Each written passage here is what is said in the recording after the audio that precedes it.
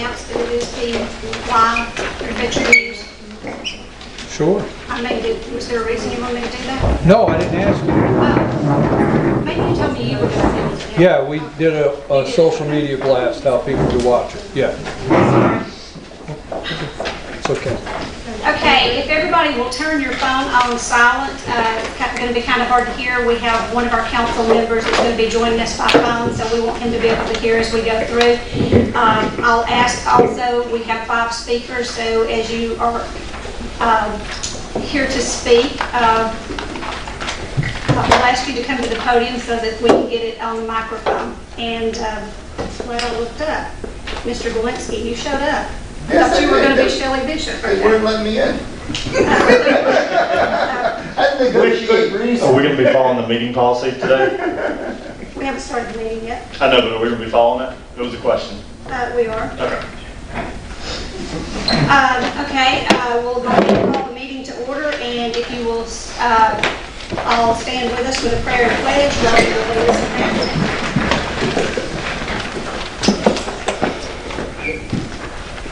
The Lord, we thank you for this day. We pray, for God, that you watch over us, that you give us the guidance we need to make the best decisions for our cities and our residents. We pray, for God, that you forgive us of our sins and our shortcomings. We ask these things in Jesus' name. Amen. Amen.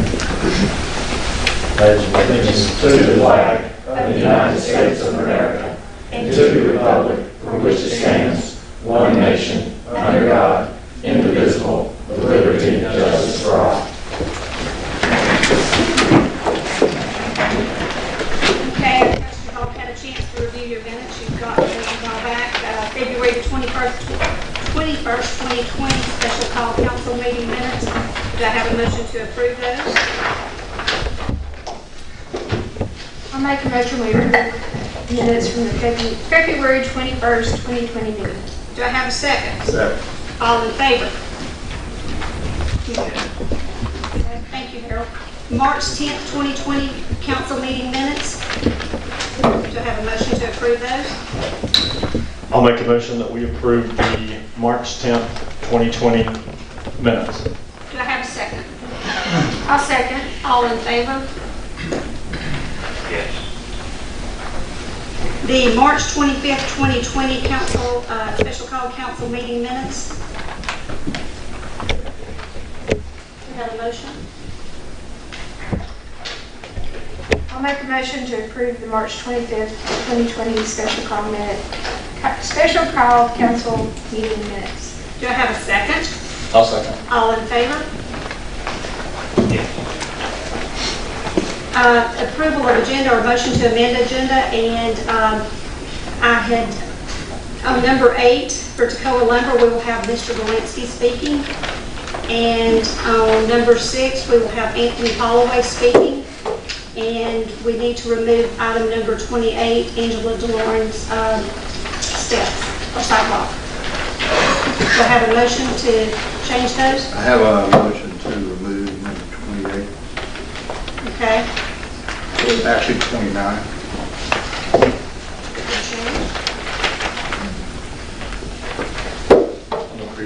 On the previous agenda. Yeah, what's that say right here? Yeah, 29. 29 on the current agenda. 28. No, that'd been the previous. It's 28 on mine. Well, It's 28. 28. Or do you have the previous one? Yeah. Okay, so that's the only part of the agenda amendment you want to change. No, to remove that from the agenda. But you want to remove that. What about the two that, well, I mean, Michelle gave Anthony, I just was trying to make it very simple. And she gave him permission to speak to her. We can remove them. Remove them, or We can adjust and replace. you can replace them with Anthony Holloway and Toccoa Lumber is Mr. Toccoa, Galinsky. correct. Okay, do I have a second? I'll second. All in favor? Okay, thank you. Rick Skelton, you want to come up and speak?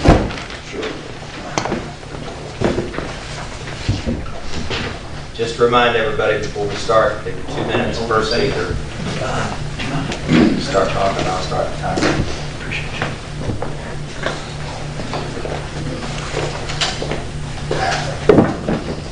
I'm an eagle. You're a good eagle. We go get you one written.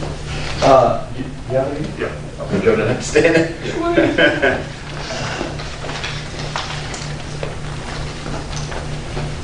I can go ahead and do it. I can go ahead. You don't want to be center of attention?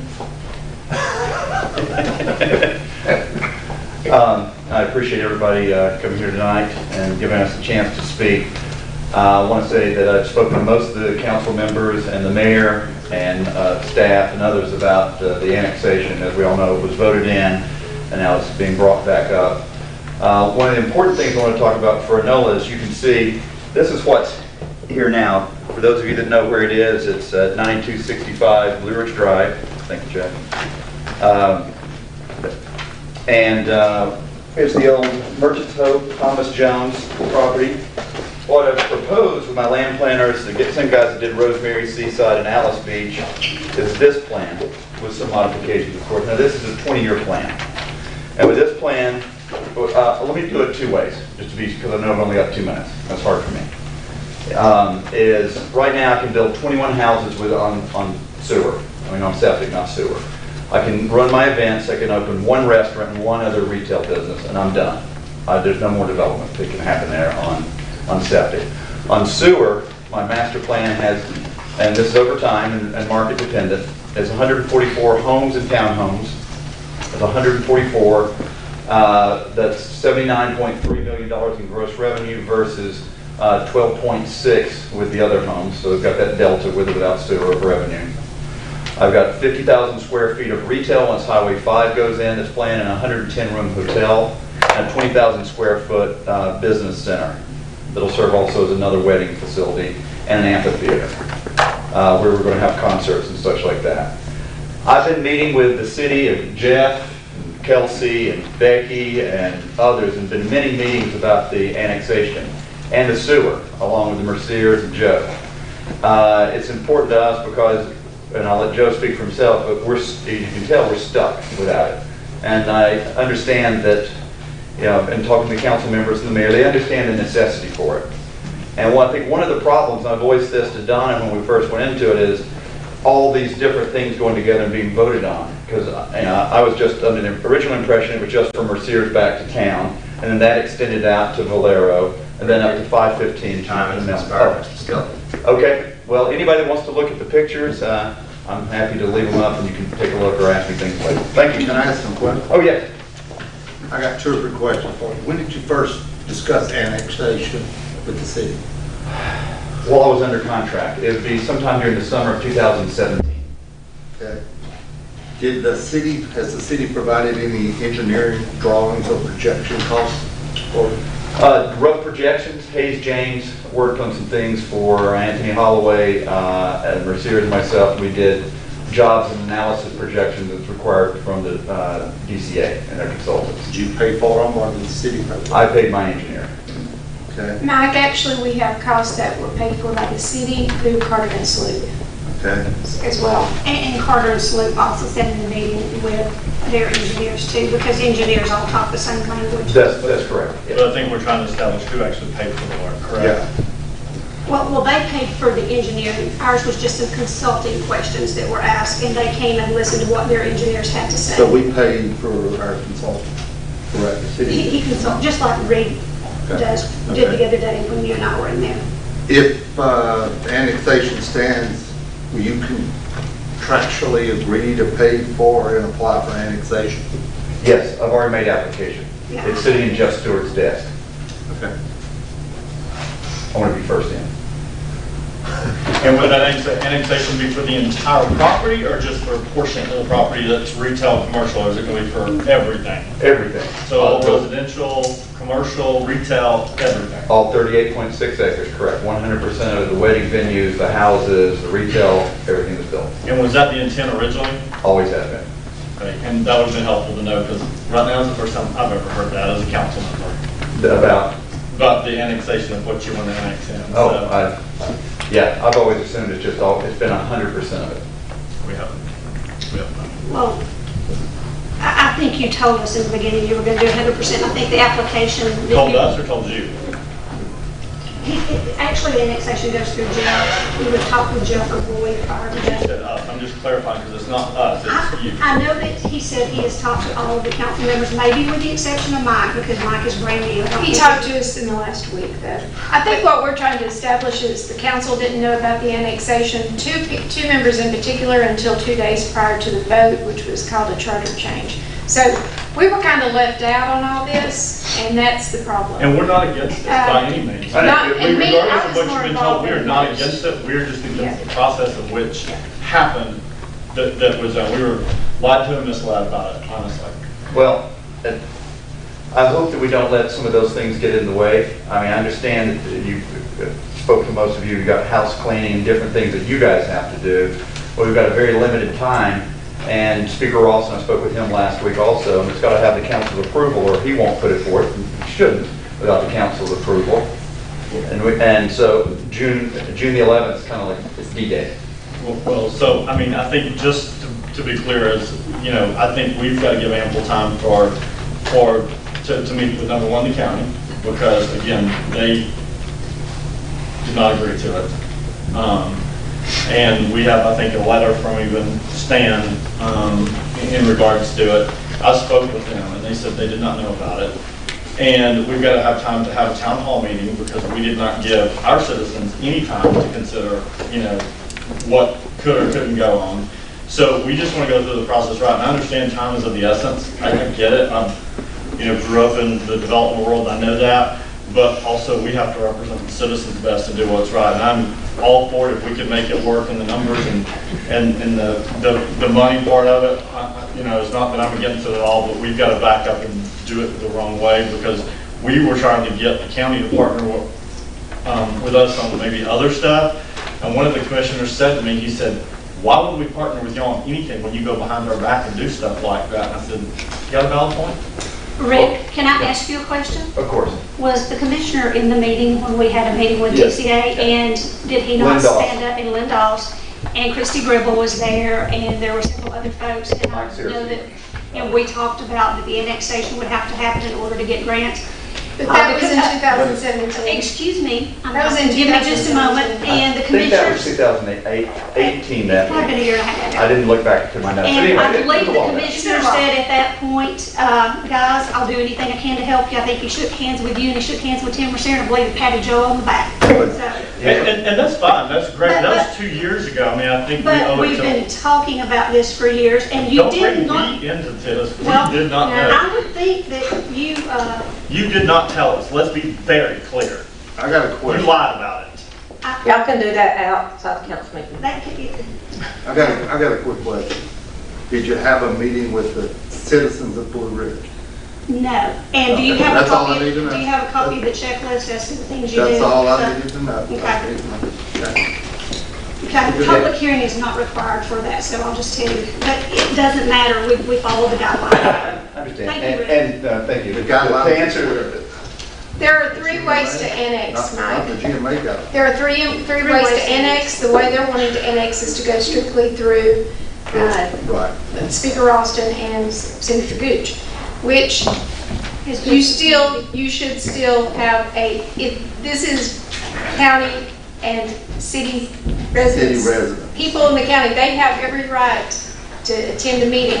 We had one 8 years ago, and I believe that's what we were trying to constitute as our meeting. That does not count as a meeting if it was 8 years ago. You could have asked for one before you voted on that. I mean, I don't feel like we should be using a power play It came for before us this. 2 days before the special meeting, Mayor Whitener. But Rhonda, you've known it I for years. did. I said, no, I knew that you've been working on it since October. You were invited into a meeting, you were here for a meeting. Well, I know you've been working on it since January because you paid Mr. Valley starting in January of last year, attorney's bills that I have We right did, here. yeah. So I know that you've been working on it Let's since address then. those attorney's Are you gonna let bills. me finish? Yeah, go ahead. So I know you've been paying them since last January because I've got the attorney's bills. If you'd like to know exactly how much you spent to date without the council's knowledge, Would you like to know what that those amount? attorney's bills were for, which is AV I just know what properties? Mr. Valley coded.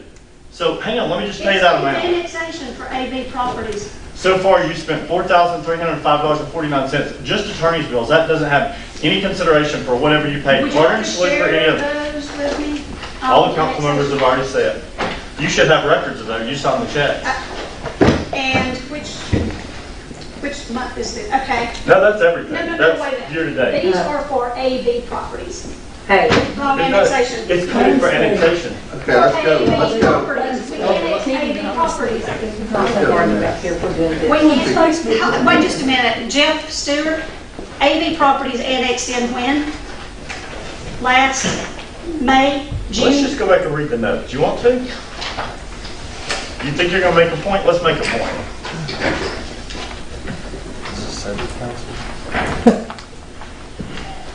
So.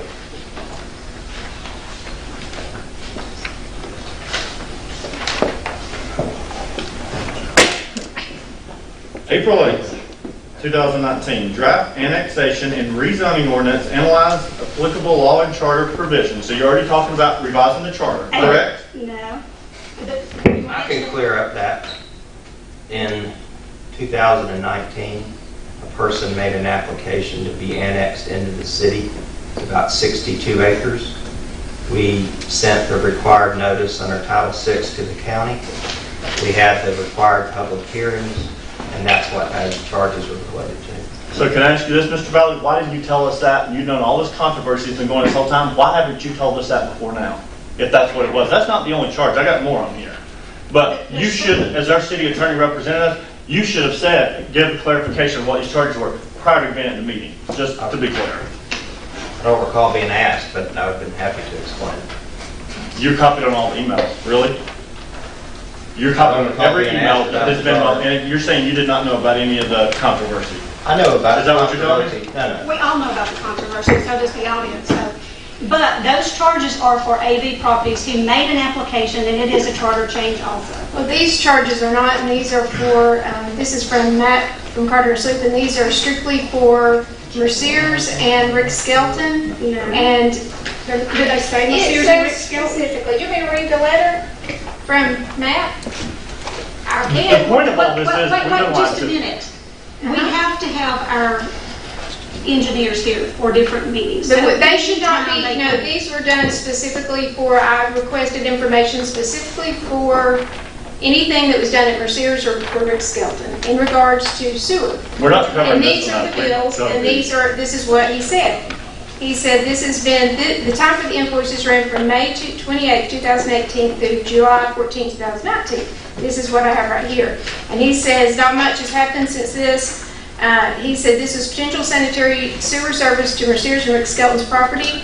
And basically, he told me at the end of this, he said the GDOT decided to break the Highway 5 projects up into phases, with the city's phases 2 and 3 being the furthest out, with bidding starting in 2020. So even if you were to get sewer, it's not, the bidding doesn't even happen until 2020. So there's no big rush to get this annexation passed through so quickly without having public input, without having meetings with our commissioners. There is no rush. According to, Let me jump in one. We did have an alternate that redirected that, and we paid for that.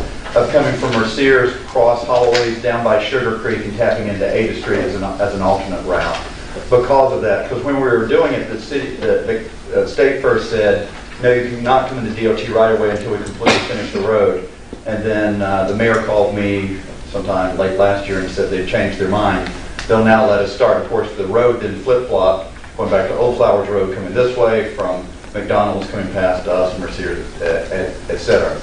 So there is a need. There's several other things, being a wedding and event business, that I need to come into the city. And I just want to clarify one thing. It was in the paper in the editorial that was wrong. Because I did 26.3 acres annexation with this exact same layover legislation that Alabama has almost word for word. And Mike stayed in a few times in the condo that I built down there called the Indies. It was 26.3 miles, and there were about 2,000 some odd residents along that, 5 or 6 retailers for the long road that Fort Worth Peninsula. It's just, this is what the paper had wrong. It's just annexation of the road. So it's purely the road, and then to me it's the best for a democracy. A person can come in, you can opt to come in, you can opt to not come in, and then you deal with the city at that, the county at that point. But it's not an obligation. And I talked to Angela DeLorme and some of the other people along Highway 5, and they didn't understand exactly what was going on. So I really want to make that point.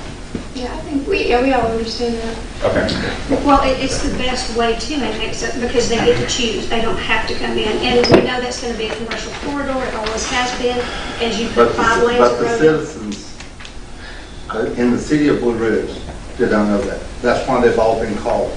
And it's going to add extra police patrol for them. It's going to cost more money I for think the point them. is just to communicate that Yeah. to the citizens so they know they're the ones that's paying the taxes and they're the ones that, are They deserve the in the right. city, that they just need to be aware of what's going on. I think we have done enough in the city without our public knowing what's going on. I think Nathan, we've I got to did- be. I talked to Mike, I don't think I talked to you, but I know I talked to Rhonda and Mike about a timeline. And he felt, and I think Rhonda did too, there's enough timeline to meet with the commissioners and the chairmen and to have the citizens and to still get it in, because the magic date, as I mentioned a moment ago, is June 11th for the speaker. Yeah, I mean, Yeah, I have no I'll still- opposition to it at all. We'll start working. yeah, after I, Yeah, After I we talk just to want to you- start the process yeah. correctly, but I have It no it has issue been with it. done correctly. There is a checklist and we follow the checklist. So, we want to do it with our citizen involvement. We want to have the commissioners on board. I'll tell you, when I spoke with Earl Johnson, Commissioner Earl Johnson, he told me, he said, I will not allow those 2 convenience stores to be annexed in on my watch. He said, I have made a promise to this county citizens that I would not allow that. He said, I have a couple of old men who will not go, they won't even stop and buy gas in town. They want to go to a convenience store where they don't allow package sales. And that's one thing, we need input from people. Susie Swab texted me today, who's opposed to it? I said, Susie, that's a good question. I don't know, because we didn't have a public meeting. And I said, who knows who's, I said, maybe no one's opposed to it, and that would be great. So hopefully they're have you not. taken time to call I any think of the what folks on you that said a route? few minutes ago. If you've taken time, maybe you should tell us then. I've got letters of support. I've got people here. But have you called a county meeting just to let everybody? Maybe be respond to involved? one email I that don't you've not need to call responded it to in county 3 meeting. months to Or a a council city, person. just a I mean, town it's a hall good meeting. question. How about that to I begin think with? that's Excuse me. No, it's not actually. Wouldn't go through them. Rick, lost my train of thought now. I just got one last question for Rick, and then we go on. You said Lynn Dawes and the county commission was in the meeting. Correct. One meeting. Of course, the newspaper says they're not, based on the statement that's printed, and of course, I got a copy of it right here. It's in the front page of the News Observer, 2 days following the city's meeting. Well, They said they had- had no knowledge. They had the process wrong also in the Yeah. newspaper. completely. And I'm not, yeah, I'm just saying. And Lynn said that's what she went by. Yeah, but it was, I think the confusion might be there because it was a meeting about sewer. And we had the DCA consultants and DCA were here. They said to get your scoring and ranking to where it needs to be to get sewer, you're going to need to annex in. And Donna said, will you annex in? And I think Tim or Joe said, well, we would annex potentially, Joe can speak all that himself, but, I said, I'm in with all my property, and my application says it's all 38.6 acres. But at that point, I think the chairman may have thought it's only about sewer, but it's kind of an adjunct, like sub 1A, that to get the grant, to get the sewer, we would have to do that, and it was made very clear to us that GDOT wouldn't pay for anything, and that the grant would have to, it would have to pay for what it's going to pay for, and then the Merciers and or others of us that are going to benefit would have to pay the balance of that. So we knew that going in. Well, and I think part of the problem is you said it when you first started speaking is clumping all this in together has convoluted because I think the city was asking for loon at that point and maybe it needed to be compartmentalized and, Just not- average. Yeah, I think it was all put in there together. Had we all been included on a lot of this stuff, and we brought different perspectives, which is why we're elected to this office, so we can all bring our heads together and make the best decisions today. Had we been included in all this the entire time, maybe we could have gave the perspective and said, hey, maybe we shouldn't do this and this, and we can do just this. We weren't asked. We had no knowledge of it. So we would love to have been able to help, but you can thank your mayor for this one, because she was all about that. So- Her and Carolina. And Nathan, let me clarify, Nathan called me, we had a special call meeting, the notice was sent out 2 days prior. Nathan calls me that night, hey, what's up with this charter change? What are we doing? I said, have you not been told about this? Donna's been talking about annexation. And he had no knowledge, nothing. I said, well, you probably need, I'm sorry, I don't know why you don't know. And when I spoke with Mr. Herndon, he said he found out too. and he was only told a couple of days about this. It was not that, because we weren't involved, we didn't have any involvement. So all we want is involvement. I feel remit, Don and I and different staff members, I mean, to me, it's been a very long, protracted, almost too long process going through this. And all I can tell you is when I would talk to the mayor, I would ask her if I needed to contact you guys. She said that you were all up to date. So I took that as it was and just moved on. And, you know, That's not true. Welcome to our world. okay, well, let's go on to the next person. Thank you. Anthony? Mine will be 2 minutes, so maybe we can do this a little. My name's Anthony Holloway, Mayor and Council. Thank y'all for allowing me to speak. I own 2 tracts of land totaling 120 acres. My easements connect to Highway 5 through the entrance at Enola and is now being taxed on agriculture and conservation. If annexation is approved, the addition of sewer would give me the opportunity to transform this property to an upscale residential development. My engineering work to date on phase 1 is 72 lots and some green space. Access to this property would be through Enola or Ada Street as a connecting paved street. Mr. Skelton and myself feel that upscale housing is needed in the Blue Ridge area, especially with our proximity to town. This would be a huge boost to the city economy, also to the county economy, with jobs, property tax, insurance, water, and sewer revenue. I would ask that you consider the annexation. This would give landowners adjoining 5 the opportunity to adapt and benefit from the road expansion. The highway transformation will change the look, usefulness, and productivity for landowners adjoining Highway 5. What we propose at this point would be $500,000 to $800,000 homes in this area. And what I have done at this point, and I only have it in copy, this is my preliminary on the first phase. That's approximately half of the property. As far as my discussion in the sewer, we did talk with Hayes and James about the alternative route when we thought the DOT. I talked to him personally, and that's my only involvement in that part of it, that I offered a right of way when the DOT would not, when they first said they would not allow that. And that would connect to the, Your time's up, Anthony. Sorry. Hey, but stay there just a second. I want to mention, Anthony was one of the developers, when I talked to him the last couple of days, that gave me some numbers. 72 houses, and I looked at 500,000. You actually said those could go on up to 800,000. That's $36 million at 72 houses, where if you don't get sewer, you would only be able to do 42 houses, and that's $21 million. So that's a loss of $15 million to you and the contractors and electricians, heating and air, supply houses, I guess. Building permits would be paid up, would lose that. Real estate agents, water and sewer. But then when I looked at even the water that the city would sell at 72 houses, and I did it kind of on the low side, I think Becky told me, at $65, it was $56,150 a year, which What is... if, I mean, we all understand. We're deflecting like we don't know.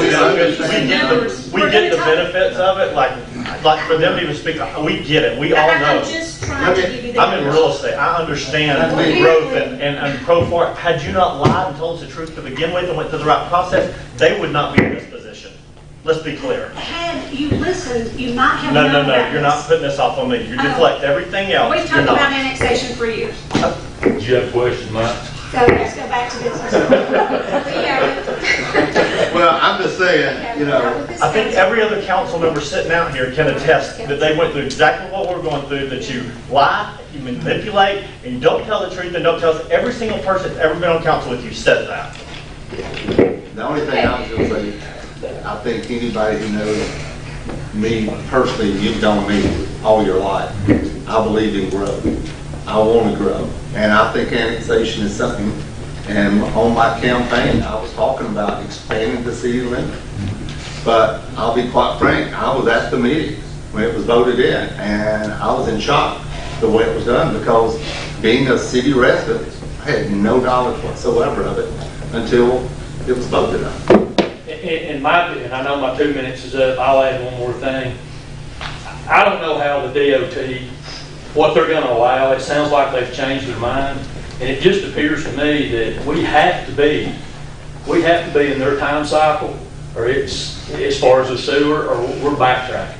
Well, at first, Anthony, you're right, because GDOT, when they started talking about the widening of Highway 5, was when this all kind of started. We asked about putting a drawing on the map, just so we would have a placeholder for a sewer line, because you can't, you've got a water line, you've got power lines, and you've got all the gas lines now too. So we asked for a placeholder. They actually had us take that off the map and said we could not submit it with that. In January of this year, they came back and said, we'll let you put a placeholder in for sewer. And so those are things that we've been talking about through Carter and Sloop, not really your engineers, Hayes and James, and I think Joe even has a different engineer. So there's been a lot of change with even GDOT. But you GDOT's know- never promised to pay anything for that, just our water line, but they're only going to pay for what's existing. They're not going to pay for our upgrades. Well, I mean, I understand all of that, and it's just like, but the state of Georgia right now has a $3.8 billion law.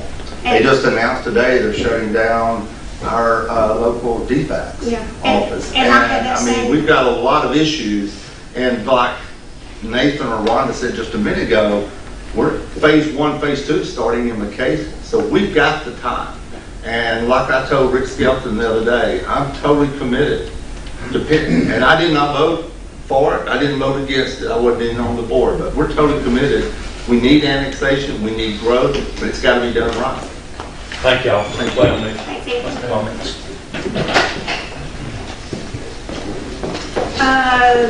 Joe Foster. Me? I didn't get the memo. I got it, obviously. I'm normally I'll just here sort to people you. with first. I'm Joe Foster, Mercer Orchards. We don't have the easel with lots of pictures and everything. We've just been trying to keep up with our business for the last 77 years, and it's grown rambunctiously the last 15, 20 years, everybody knows. I think I started the septic thing out here, right?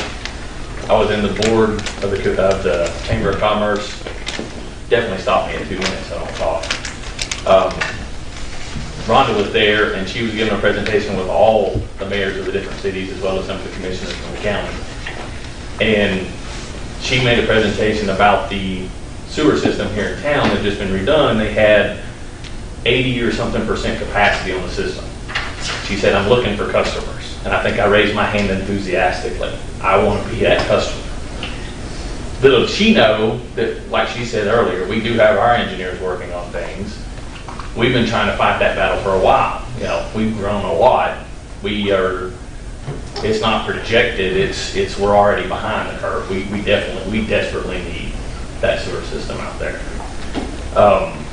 So I saw it as an opportunity to get on, and so from a redneck's point of view, we're 1.5 miles down the road. The projections that I was getting from my engineers was, we're gonna try to put in a treatment facility plant like the golf course did, so I'm gonna spend all this money when the city's over here telling me that they've got this whole capacity over here, and we're just a pipe away, and so I was, we were hoping. And I guess we got different parts of the government involved. The DCA did come up. We learned then as a private business that we couldn't get grants, that it took a municipality. I don't know all about the annexation, how it all was done. I know that when we were asked, you want to be annexed in the city, our first response was, we don't want 400 acres annexed into the city and paying more taxes, so I think that would scare anybody.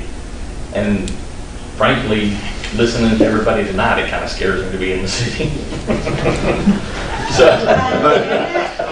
Joe, you and I chatted a little bit. Anyway, finished time's up? Yeah. Good. Let's get to the meat with that, as y'all asked the question. So, you and I chatted a little bit a couple days ago, and we talked about annexation, and as I told you then, I'm all for annexation. And we don't want you to build your own sewer plant. Because like I told you, we both raised on a farm. If it breaks, you have to pay to fix it. It's a lot easier for us to fix it, and we're only at 35% capacity. So we want the sewer, the water, we want the expansion of the city. I can tell you that right now. I'm all for that. We spent about $50,000 or $60,000 in engineering fees. We've already got the plans to put it in. All I gotta do is pull the trigger. And that's sad because I don't see it happening here now.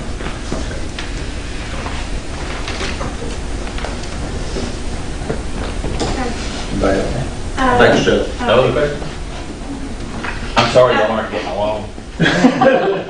Hey, Joe. Me too. In that meeting, we also, was Christy Gribble in that meeting also, and she was actually going to help us work through the grant process, and she knew some grant writers, and then we also had Northwest Regional Commission, we had a gentleman from there, so that answers the other part of the question. But let's be And that's clear. great that they were all in the meeting. Well, let's be very clear who the decision makers of this city are. It is us five sitting right here, And I think and we were everybody not knows that. told, and we were not informed. Well, I'm and not you- sure that you were even on the I don't think council so, when it started. But the annexation vote I was. I think, Nathan, also the meeting that they're discussing is one for sewer, not annexation. So let's make sure that we differentiate, Yeah. because that is definitely a sewer meeting, not a It was, annexation. it's a sewer meeting where annexation, that piece of it came out, because that's the only way we could apply for the grant, was for them to be able to annex We it. would have liked to know, but maybe And right we one. did. Can I say something without being interrupted? Yeah. Okay, Rick Skelton, when he first came up with this idea, when we first got on council, I came over here after work one day at 5 o'clock and met with him. And as far as I can remember, we all met with him, and he went over his plans on what he was looking forward in the future. And, because Ken Gaddis came in before me or after me, but I know we were there, and he was talking to all of us at that time, letting us know what was going on. So, if y'all had no knowledge of this, when we had the meeting in February, why didn't y'all table it instead of making a motion, second it, and passing it, if y'all was so against it? Let me answer that for you. You're right, I should have, and I should not have taken the word of the mayor, who I found out has lied about a lot of stuff. I should not, and I will never, ever, ever vote again without checking out the facts for myself, so I will take that one and that responsibility, which is why I want to rescind it tonight, is because I was given false information. Was the county commissioners in that meeting? No, we met with Rick.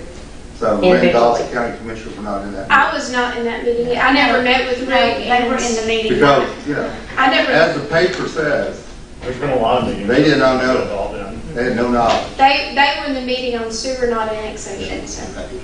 Let me go back again, as I said to Joe just a minute ago. When we talked about sewer, that was the other thing. In order to get the sewer grant, they were gonna have to annex in, and that's when the commissioner said, we'll do whatever we can to help you. Am I correct, Joe? Did I miss something? Is that Nobody's not the been, same? nothing but supportive. And I think I gave you both a thumbs up as soon as it happened. That's Great, correct. he's on That's board. correct. And again, that's great, but again, it would have been nice for the people who actually have to vote and have knowledge of it, be involved in those meetings and have knowledge of it, which we weren't. Well, you have a quorum once you have so many, and Rhonda was invited into one of the meetings. I can't remember which one, but she was in City Hall, and she said, no, I got something else to do. Lucky you got Yeah, I invited to one meeting. Yeah. But that's not typical. How many grants have we done? Probably 20-something Yeah, I grants, just- and very seldom do they get council people involved until we get it to the table. But the So it's not citizens who we represent in the city of Blue Ridge have not had a meeting, not been notified. And it's been 8 And- years, is that correct, Ron? And I'm not sure that it's 8 years, but this is the Okay. checklist, Mike. It does not say that. I I'm telling you. I mean, so it's not been done We illegal. represent citizens of Blue Ridge. And I've not had any citizen complain, and I've talked to a lot of citizens But we've not, about and then, annexation. we've not given them the opportunity. I've asked, Well, they called me instead, trust me. give me the list. Did you Well, explain it to me? most of them sitting in here is one of them, and you want to pull out half the other shit. I can't go to the So- grocery so- store without people asking me. So what were the complaints? What No, were we- the issues? no, I don't think you want me to start them right Let's have now. one more speaker. Don't we have one more, or two more? I probably want to stay out of this. I think everybody wants to. Yeah, me too. I can- Somebody Hey, can I said- justify I feel like I just gone to the rodeo and I'm in a bull. Mike Galinsky, you're up.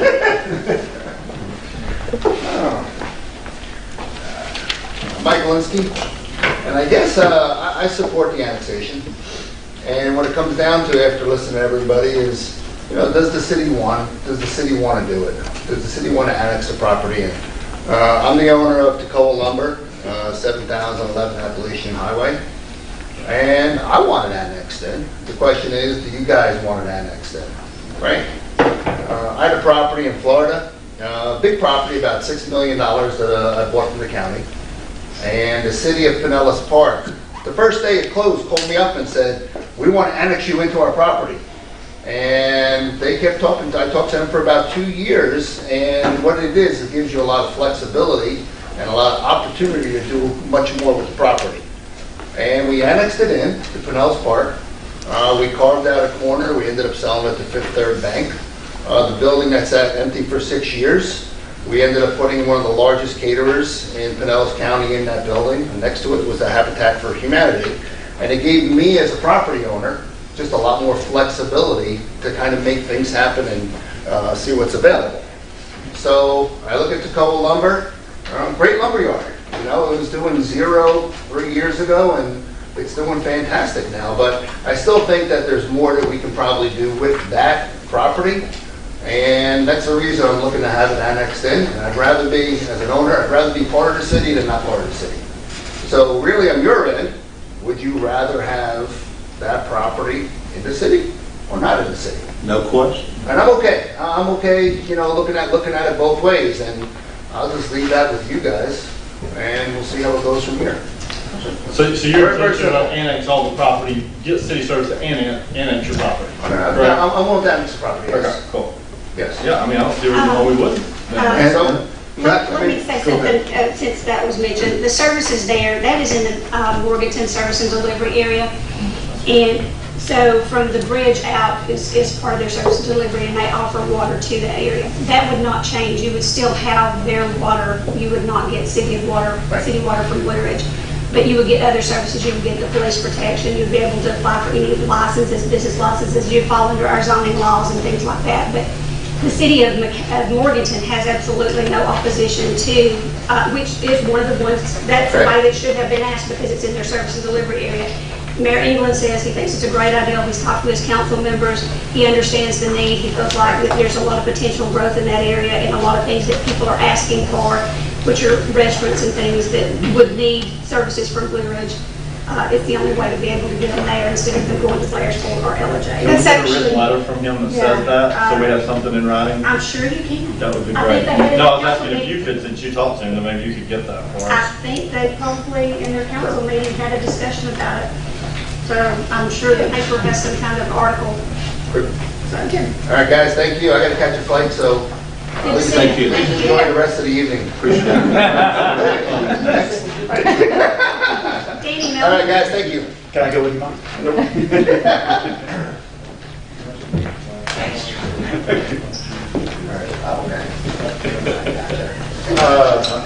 I know you can hear me. I had a whole thing written, so I didn't blast on. I'll just tell you, I have 2 properties. Everybody knows me, Danny Melton, sorry if you don't. Cucina Roost, and I know I'm at the end of the line and kind of late to the party on some of the annexation stuff. Cucina Rustica, La Pizzeria property, which we've been pouring money into for infrastructure as far as parking, drainage, all kinds of things, lots of money into electric. Doesn't look like we've done a lot of building and construction. There's been stuff going on for the last 4 years there. I also have another 28 acres, basically across from Mike's property, both of which I would like annexed in. My wife has sites on a resort type thing on the 28 acres. She's currently stuck in Belize. I think everybody knows that too. And she's working on a small resort property we're building there. But also for Cucina, I would like it for sewer, and I would say for liquor too. We're at a great disadvantage out of the county. Not, obviously I bought it without it, just like I opened Harvest without, town was dry. But we're at a disadvantage. We have in the last couple of years, closed lunch because the marina is open. It's not because of the food, it's the liquor. I mean, I hate to say it, and I don't want to dwell on that, but just the availability to get catering venues, different functions, and even different people that we would like to put on those two properties as amenities. They're just things that go with that, and obviously sewer also is wonderful. And I know Cucina's way at, our property at Forest Mill is way at the end of the line, but it's something that we could definitely use, and I think we've shown in our 11 years here that we are not, we're really small potatoes compared to, Joe and Mike and Rick, but we have done a lot. We currently employ well over 100 people, and the addition, even just to the Cucina property, would take my 20 part and full-time employees up to about 75 full-time. And I think we've shown that with our restaurants here. I had a meeting today just for Harvest, so it was 42 people full-time who have not gone back to work yet. Anyway, Thank you, Denise. Susan? sorry to go. One question. Yeah, sure. When was the first time that you sat in a meeting on an annexation, roughly? For me, It's mainly been Michelle. an actual, more or less discussions over the last few years from whether it be Rick or Rick Skelton or Phil Noyes, who works with, he has a big catering company in Atlanta who's a very good customer of ours, who has always mentioned, hey, what about growth? What about annexation? Two discussions, just discussions about whether it be with Donna or with David or even Jeff, just quickly. So what's the deal? What's it entail? I mean, as far as the increased taxes and all that stuff, I'm all for it. I mean, we in our businesses have never been like purely just money. I'd love to build restaurants, and I like to horse trade and things. But now that well, thank you. But now that I'm over 60 and this COVID thing, I'm at a high risk heart scenario and everything else. My wife is like, we got to start looking financially. So I mean, I hate to bring that in, but it's the truth of the matter. I'd like to retire here, but I need to be able to afford it too. So, yeah. Thanks. Caesar? I just want to say something. Since the meeting closed, I just want to say something. Hello, Mike, welcome. Just a couple things really quick. The Blue Ridge Business Association had their directors meeting this week and basically discussed the 4th of July parade. The decision was made to cancel that parade due to the different things that are going on with COVID-19. We thought that having 7,000 to 8,000 people crowded downtown Blue Ridge wasn't worth the risk. So, we are, however, considering trying to put on a parade for Labor Day, which we've never had. So we're going to be looking to that as an alternative for Labor Day, if everything works out. Second thing I want to talk about is the DDA. Also being the chairman of the DDA. Has been on hiatus for the last couple of months, of course, with everything that's been going on. I do want to give a shout out to Kurt Ron for all of the stuff that he was able to pull up on what was going on with the virus and what was going on with the people who do Lowe's. Doing a lot of investigation towards that and feeding it to us at the Business Association so we could get it out to all of the members. So everybody kind of understood what was going on. So as being part of the DDA, I just want to say he did a fantastic job getting us all together. The one thing about the DDA I wanted to bring up, and I'm just going to throw it out there and leave it with you. We are a year old. We were a year old in April. The intention of doing the DDA from the beginning was to get funded. To this date, we have yet to be funded by this council. We cannot do our job without it. So I'm asking this council, fund us. Otherwise, what do you need us for? So do it. Let's get this thing rolling. I can't ask the dedicated people we have volunteering to be on our directors list and not being able to give them anything to work with. So, hey, Caesar, while I got you up there, I agree with you. I've had this conversation numerous times. Yeah. I have said, Mayor, what are we going to do to fund this? Because she talked about the percentage and all that sort of stuff, and she said, I need something direct. I came back, I've been like liaison back and forth, and it seems to get nowhere. As far as starting project lists or anything, while we're all here together, and I'm not having to relay back and forth, do you have any insight as to when we get funded, what you can maybe tell the council that will be the first agenda item? Well, I think I asked you for a project list to take to the council. Yes, I mean, we have, and we've been working on different things. The different committees have been working on different things, and some of the committees have had issues with people, directors resigning and that kind of thing. So trying to get something together all along has been a little difficult. I think their frustration also, though, is they feel like we have gotten them on these boards to do stuff for the city, Right. and they feel like, the ones I've talked to, I think you've talked saying, they're a little frustrated that they're donating their time to try to help and do stuff, but they can't ever get anywhere either. Right. So we've either, I agree with you, we've either got to do something and we'll use the purpose of the DDA, or if not, why do we have it? Right. Well, and then part of the thing that goes on with the DDA are things that may come up during the year.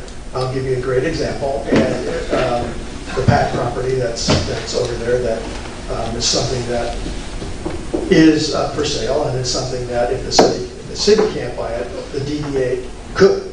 However, the DDA can't, because the DDA has to show some form of income in order to get a loan, to be able to go out and say, let's develop this property for the city, and let's do something with it. Just to be able to do some of the parking things that we want to do.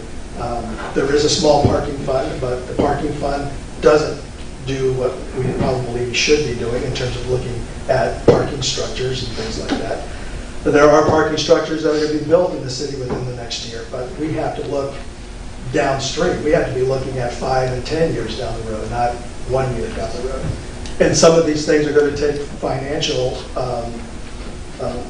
equity that we're going to need to have to be able to go to a bank and say, you need to be able to loan us this and this so that we can make that happen.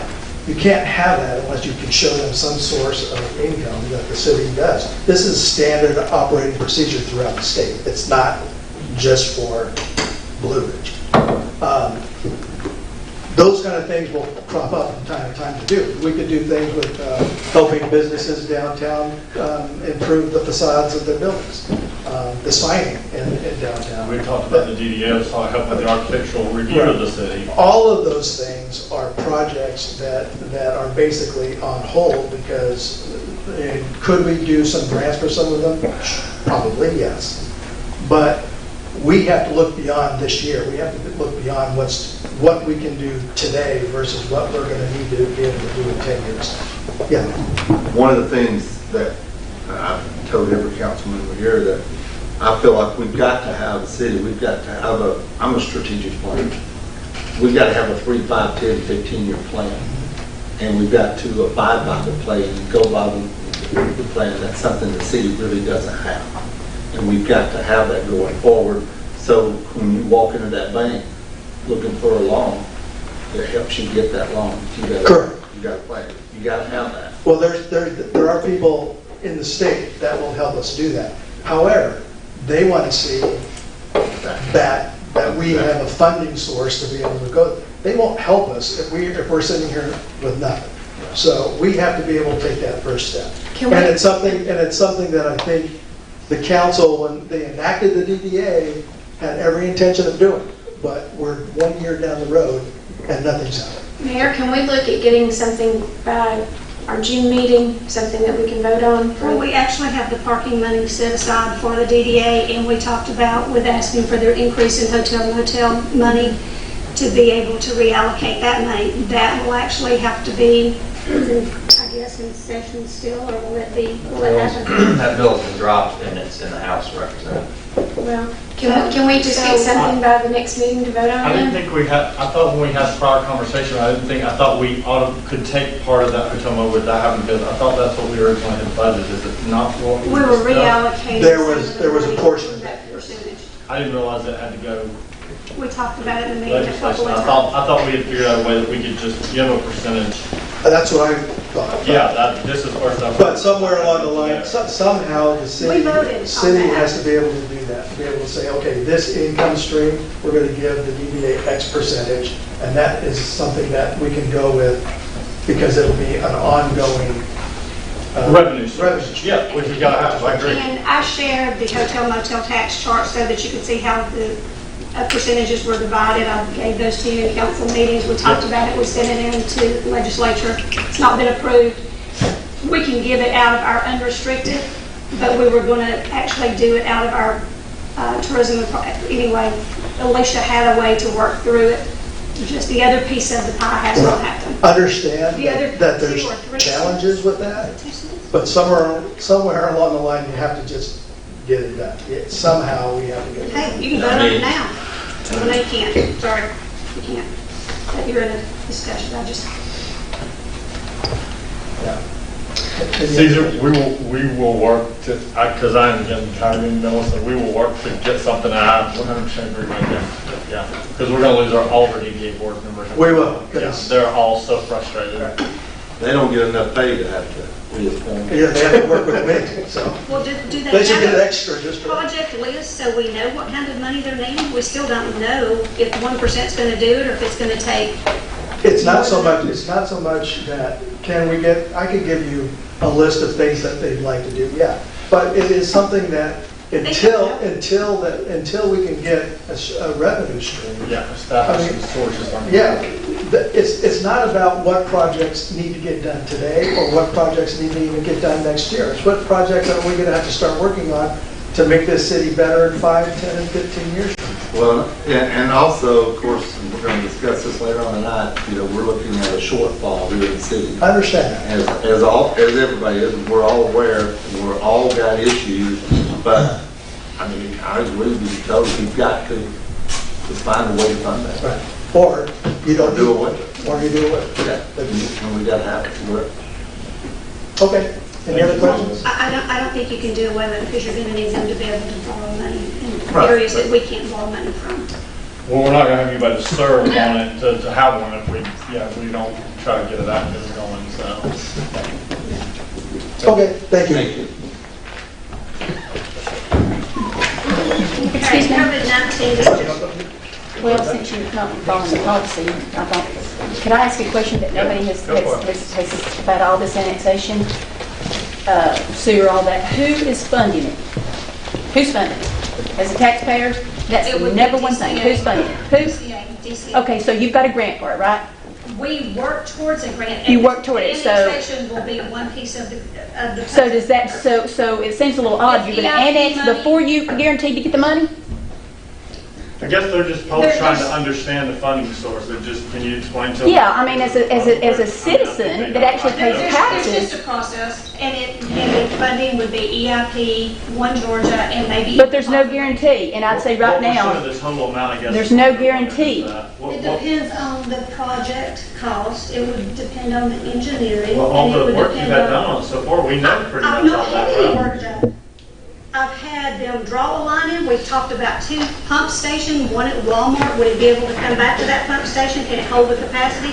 Or can we even go to the 8th Street pump station? So there's a lot of other conversations that we're in. But more Well, I than know somebody there, because Yeah. Councilman I mean, Gaddis, I mean, when he no was one- on, no I one- talked to him this week, he said that you and him talked specifically about some numbers. Matt from Cotton's Loop said yes. Excuse me, the numbers that I think we talked about were 1.7 million. Do you remember who that came from? Was that Hayes James? I think it was Was a that- combination, but That was projected. Hayes James is part of that. Projected cost, yeah. Right. So we don't have anything to turn in for an application at this point. We have someone that has come in and talked to us about the 3 different areas. EIP is the most promising grant because of employment, which Mercer's employs 200 people at this point.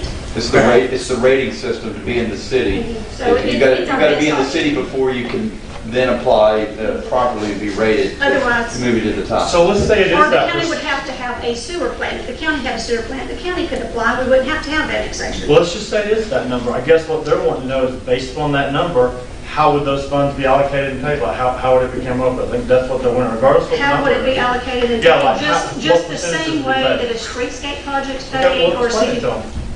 You apply for the funding, they give you an amount, you have your engineers do the drawings. I mean, there's quite a bit of a process. I understand it's a general answer. I think we're asking specifics, Like, would the city taxpayers be responsible like they are for the Kane No. projects? Or, Well, the city No. taxpayers, the water and sewer customers are responsible for the Cut Cane well, project. in other words, we're responsible, yes. So our If you're a city sewer- if you're a water taxpayers, customer, that's not been in a meeting. a water customer would be responsible for like the Cut Cane. Not, if you Which just is mostly you don't get water citizens. from the city, you wouldn't be responsible to pay a water bill. which is But- why we need to inform ourselves. But we shouldn't be providing private water lines out to private development like we did on Cut Cane. I think that's the biggest fear. We don't want to get stuck in another That was situation way where before we came it was into way office. before I came into office, and Yeah. you as well, and yeah, I'm not saying Yeah, I you mean, did I that. have said that was a Yeah. disaster. No, I'm not saying you did that. I'm just saying we There don't was want to put council our, members here that did that, Yeah. ex-council members. I just don't want us to get in that situation And, where and you have taxpayers to today. vote on all of those things if they move forward. We're in the preliminary stages. Yeah, we There's- understand There that. are steps. Yeah, I had spoken to a couple of people who spoke who thought they were going to get it free. So I was like, Well, you're not getting it I free called- because I'm not putting that burden on my taxpayers. Which is No way. again why it would have been My nice res- to have been communicated. Yeah. Well, it was clear to me always that it would have to be, as I mentioned in my 2 minutes, that it would be the DCA grant from one or two or three, even three sources, and the delta that has to come up with it would be, we talked about Merciers and ourselves, and maybe the Holloways were working on their plans, and it may just be the Merciers and I, but it was never GDOT, it was never the city, it was never even understood that it would be that. For me, that's I think my I point. said we didn't have any money to throw towards You the said there's project. no $0. I said every city I go to is the same thing. Okay, so, thank you. Okay. But you have a COVID-19, failing infrastructure already. As And we you're all know, gonna add to COVID-19 that? has changed our world. The uncertainty and panic that this virus has brought has caused undue stress to many. Our staff at City Hall has felt a lot of that pressure from not only trying to help those that are at high risk, but also those in need while also maintaining their jobs.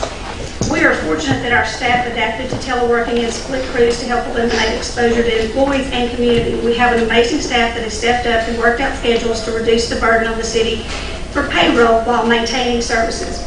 Of course, the demand for services are down as well as revenue. As we move forward with department head presentations, I'm going to ask that we vote to end our COVID-19 employee policy in place and allow department heads to schedule their employees according to their need and the demand of our services. Department heads are truly the backbone of our city and are very conscientious about revenue. Once again, I would like to ask for a motion and a vote to cancel the COVID-19 policy and allow department heads to schedule employees according to meet their demand.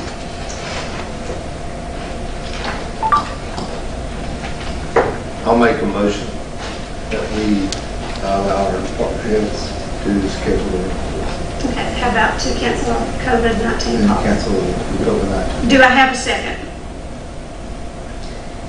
I'll second. All in favor? Are we open for discussion at this point? My problem is I've had a lot of people wanting to know when City Hall is actually going to open. I'm good with that, but I'd like to know when we're actually going to I think open that's- City Hall again. I think that's going to be number 13. You've got it on. I do, but I just want to make sure that when we bring it all back together. Yeah, I agree. Well, I think if Those you two decide on together. number 13, then they would have to figure And out. and get some communication would be nice. Yes, yes. On that, of us, to know it as council At members. this when it is. point, the communication was that we were going to have a COVID-19 policy. We did have a policy, you all got a chance to read it, and we've been following the policy. Mayor, with all due respect, you've not responded to one email in 3 months with direct I questions think- that any I of the think council that is members have sent you. incorrect. Where you need to go back and reread. And you You can't might count need to very check well. your email. Well, I think we're all sitting here can attest to that. So anyway, I have a motion, I got a second, all in favor? And Harold?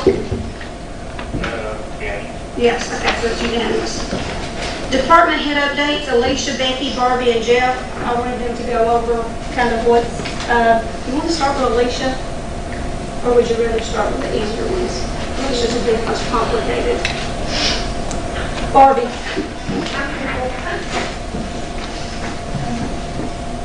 Just to update you, going back, we did open the drive-through Monday. So the drive-through is now open and functioning. I didn't know that. Here, my place. City Hall did open our drive-through, started yesterday, so that is now open and functioning for our public. We have been since March 30th, we've been closed to the public completely. Making use of our online, over the phone, the night drop, but now we will at least have that service, and I think we spoke with Rhonda, I'm not sure, whatever y'all decide tonight, but our goal was to try to have plexiglass, which I've talked to. They did not give me a quote because they said a frame has to be built up, and Ed Hawkins is supposed to come since he built the desk to try to build us something that won't damage it if we were to remove it. And he says once we get that done, within 1 to 2 days, they'll have our plexiglass up. We would like to have that in place before we open. And we were shooting for, I think, June 1st. I know anybody that needs to see Jeff to make appointments to come in. Not really open the lobby yet, depending on what y'all decide. But maybe be ready to open, if the workload has picked up, be ready to open to the public by the time the governor's order expires, if it expires, which is around June 15th, or June 13th. 15th will be the following Monday, I think. We have been, Sandy Bramlett that works with us has been, or she's remained full-time. She's been answering the phone Monday through Friday, 8 to 5, whether it's here or home. We did start teleworking with some of the ladies. Alicia's still working from home full-time Monday through Thursday. Kelsey is working from home Monday through Friday, 8 o'clock till 12, and then she comes back in for an hour from 4 to 5. We've made several changes in her scheduling to try to accommodate needs of customers and council and mayor. We've rearranged her a few times. And all of us that have reduced hours, we're back up to 20 to 25 hours and have staggered our days so that when we're in here, there's not so many at one time and we're kind of spaced apart. There's been no disruption in if you need water service, if you need to pay your bill, we process those daily just like normal. I had spoken, I sent an email a few weeks ago, didn't really get any response, but my suggestion was bring Jeff back full-time because there's so many construction projects going on downtown. He needs to be here every day overseeing that. Kelsey needs to be working whether from home or here full-time because she's city clerk. She handles business licensing and alcohol, taxes, everything. She needs to be working full-time in my opinion. And I'm good with that. I mean, if we could open up in here. And that's something you can decide on her. Yeah, that's what kind of what And we're thinking. we did move Jeff from 2 days because I know that was hard, and he tried to do it because nothing can be done, but you got to go 2 days in his scheduling. So Tuesdays and Thursdays, right? That's what it was. Worked good with him because then he could schedule his. Are you fine with now that? he is 5 days. Okay, good. 8 to 1. Okay, But only 8 to 1. He's just like 25 hours. okay. Yeah, I'm good with that too. So that he's available every day. Yeah, I think it's a consistency. Yeah. Yeah. Yeah, So we did I'm fine. make that change, and Jeff said he was good with whatever y'all wanted, but we did increase that. We made that increase in Kelsey of another. it's really, city's back full blast. I drove through 3 times today and I was just amazed by the people downtown. And it's only going to get more and more busy, so. But thank you, Sam. Becky will have your numbers, of course. We're still processing about the same amount of transactions, but everybody still has to pay their water payments. But all that's, there's been no lag in any of that. All that's been taken care of throughout this whole period. So Becky's got numbers, work orders and things were down. The cop citations are down. Their 911 calls were only 200 and something last month versus we usually have 400 or 500 911 calls. So that was down, so we're seeing a decrease in that. But we have started having some state patrol citations start rolling back in, so they're writing again. But they don't have court dates until July and August. I was So gonna ask you're if still this- gonna see a lag and funding starting to roll back in. So we'll start traffic court again in We July? are, no, we're gonna have it in June, June. okay. And we're gonna do different steps. It's not gonna be our typical court. We are still hoping to do it. And Judge Sneed has talked about, same as we're doing tonight. You'll be checked at the door, you'll have to wear a mask, or we will have one defendant at a time. We're not gonna have a courtroom. That's smart. We'll bring one in at a time and try to handle court, because we've already missed 2 months. Yeah. And we need to get the paper plexiglass for you guys. Yeah, and we need that. And I was gonna ask, do you want anything? Nobody really that close to you? Here, could they come in that and they'll do it in the, We could do it in the conference room. conference room, then they don't have to come to the main part of the city hall? Yes, Yeah. and we'll do one at a time. Yeah. And we'll have masks, just like we'll ask them to. I think it's a good And idea. if you do it in the conference room, you'll have, I'll just have to have the a way. officers in there, won't you? We'll have to have the officers like spaced out probably in the lobby, if you just come in when they're called for their Yeah, case. just when that specific. When their case is Yeah. come. So that way there's not so many of us. As far as the plexiglass, for us to have it in our office, it's about $6,000. He didn't even give me an idea. We bought just the little windows, they're about like this in front of us. It only about $189, and you can have them the next day. Where'd you get them? Amazon.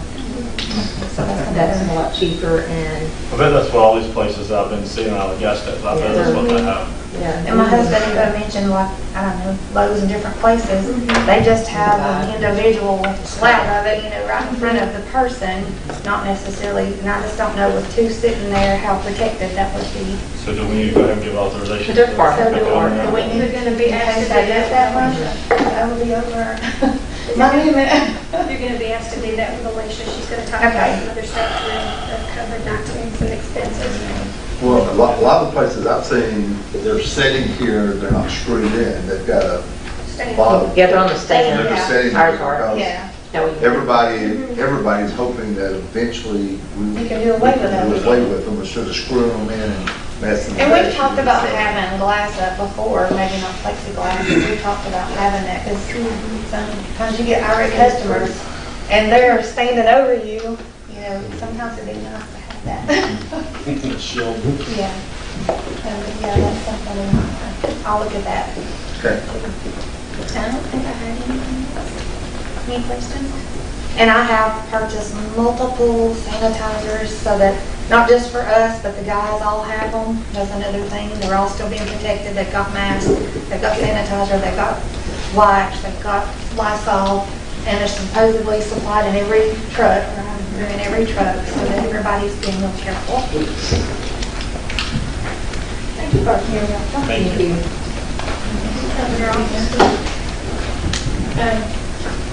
So Barbie was mentioning some numbers and about demand being down.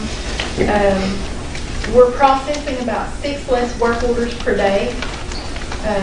The demand's just not there, they're not coming in, so that's less staff work in here, that's less field work out there. But what really hit me was we sold 8.6 million gallons less water over a 2-month period since this began. Is that mostly from restaurants and stuff? Restaurants, schools. Hotels. Because you're thinking more people using it at home, but, True. A lot of people that, normally come here and use it like they're at work, they're at school, they're at the restaurant. They're all at home and they may be out in the county using water there. You have a rough figure on that, $124,000 lost revenue. lost revenue for the 2-month period, just for the water and sewer department. Alicia had sent out an email talking about what we had saved. Over 3 pay periods by doing the partial layoffs, my department saved $21,417. If we're able to meet the demands of the customers and continue that, there are 5.5 pay periods left through July 31st, when the federal money kicks out. We could potentially save $117,796, leaving us only short $6,257 what we've lost so far. So, and we are doing, I spoke with Gina. Gina's our customer service manager. Gina, Barbie, or myself are here every day in the office, and we're making sure the demands of the customers are being met. If somebody's saying we're not doing something, please have them call us here because we are doing, Jeff will tell you, that we're doing everything that customers ask for. There's nothing that we're not doing. New taps, developments, we'll be glad to set up a meeting if we need to set up a meeting with somebody. But Y'all I have think- no available, you were back on the phone, what, 8:30, the other one, the little issue we Yeah. had, you were back on the phone And 30 minutes. I'm available, you Yeah. guys. Are you figuring Whether out- whether I'm on the clock or Yeah, not. For anybody. And Barbie is too. She answers the phone when I call her and she might clock in. And we do that anyway, not just during the COVID stuff and while we're not here, but that's just a little thing for me. But I just wanted you guys to know from my standpoint, what I'm looking at in my department. I know the demands and the infrastructure needs, and we really can't afford to have this lost revenue. Any way we can make this up, is going to be beneficial to us and to the community in general, because that means, if we're able to make this up, and we don't have to worry about the rate structure and things like that, or loss of employees to compensate for that. And I did want to bring up something about sewer. Mike did mention the 35% sewer plant capacity. We're currently at about 40% capacity based on our permit. The plant, as far as basin size, will handle about 60% more, but the plant is old, the infrastructure is old, and you guys are getting ready to see coming down the pipeline from GFA a grant for about $5 million to get upgrades done. We can't handle this new sewer without those upgrades. And that grant's been approved, by the way, if you didn't know. Yeah. It just got approved. And that's why I said it's coming down the pipeline. But that's been to approved without approve. annexation. Yeah, but it needed to be approved because we had some other issues there too. But it's been approved without annexation though. Yes, yeah. And That So has nothing to do this with has that. nothing to do with It's to get annexation. a plant more The efficient. belt press, I think we talked about the belt press. Belt press was bought in the 80s. It was used and it was a demo when we bought it. The belt press presses the solids out of the sewer. That's a $1.2 or $3 million piece of that puzzle. The other issue we've had is that landfills are no longer taking some of the sludge that's pressed out through the belt presses. We've been denied by 2 landfills in the past year and had to search for another one. This is not uncommon for other utilities. Sludge is causing slope failure at the landfills and it's causing a safety hazard. So the alternative to that is to get dryer sludge. So in with this sewer plant rehab, we're going to add a dryer that will protect us from being kicked out of the landfill in the future because it's not dry enough. I know. Never knew it was so complicated. It's very complicated, actually. Oh. But the bottom line is, if we've got this money coming in, if we use it wisely and revamp our plant, we've got 60, we need to sell a lot of soap. It all plays into it. That's exactly. And we do. That is not complete grant, part of that's loan, so we'll have a payment that goes with that, and then the rest is grant. And we've been working on that piece for a couple of years also. And that probably helps Rika understand why we say we have $0. Because that's huge. Overall, aging water infrastructure lines, sewer lift station rehabs or replacements that are going to have to be done, and the sewer plant project, the 5-year plan is about $9 million in infrastructure needs, and that includes 0 wants. That plan is for needs only. So, yes, extra revenue would be nice. While we have this shortfall, I mentioned this to Mike the other night at a meeting we had. I've asked for deferment on some of our payments, like our water plant and our sewer plant, which are 2 of our biggest payments. USDA at this point is not doing any deferments or any forgiveness, so we will still continue to have the same payments until, it may not change at all, but I was kind of hoping for some deferment for 60 days or 90 days till we got through COVID. But as a utility director, I would say that it's important for me when we start projects with people, I like for them to have skin in the game. Because skin in the game gets them committed. And that commitment's important when you talk about spending money that comes from, you pay a water bill, you pay a water bill, you pay a water bill. If somebody is not committed to that project and they don't have skin in the game and they walk away from it, guess who's stuck paying for that? It's not really the city of Blue Ridge, it's you guys that pay the water bill. And we will I mean, honestly, expect Becky, I think you should be in those meetings and stuff because you probably know more than anybody in this building And I- about all that. So I actually think you should be involved in all the meetings and then you can make sure we're communicating. And I am. She typically is in those meetings. Thank you, Becky. Jeff?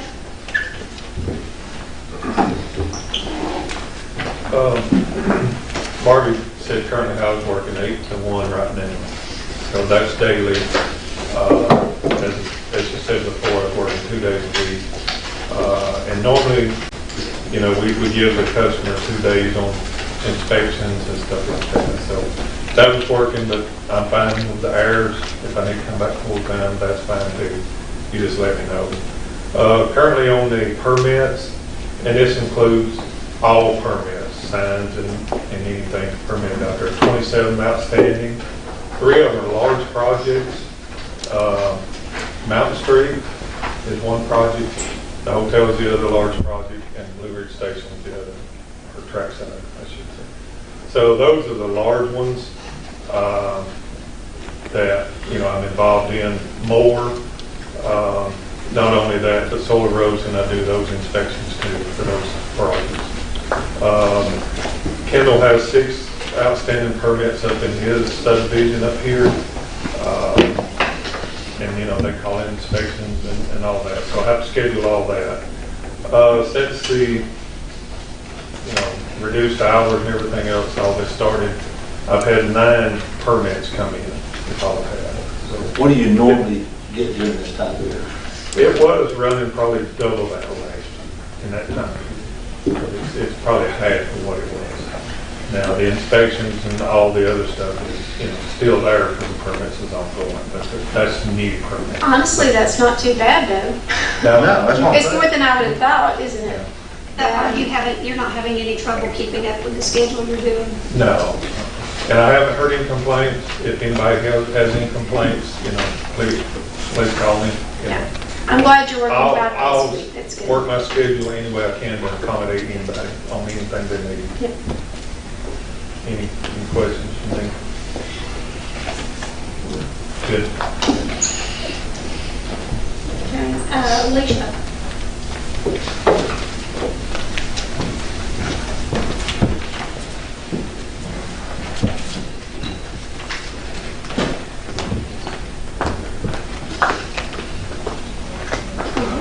Not me.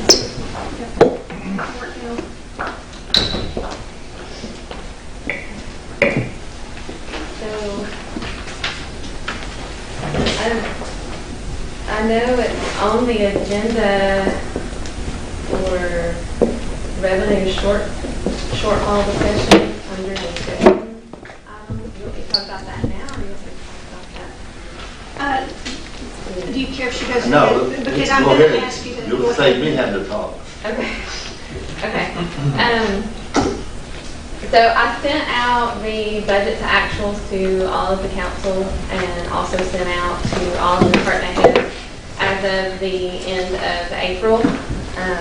With that, I sent you guys what we could discuss, what had been discussed with the finance committee as far as the revenue shortfalls that we're looking at. In the general fund, of course, the biggest concern is local option sales tax. Been hit, you know, we expect it to be hit really hard by all of this. So as of right now, and of course, this is going off of limited data of only receiving 1 month since this kind of started.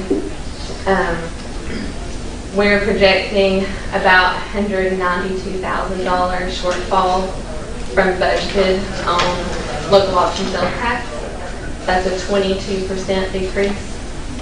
Other items that are in the general fund that I'm going to be watching closely and of course giving you updates as we have better information as time goes on. Beverage and liquor taxes, fine revenues, and then of course pool revenues. So for the total for the general fund, we were looking at, as of right now, with the limited information we have, a $375,000 shortfall. That is about 13% of the budget for the general fund.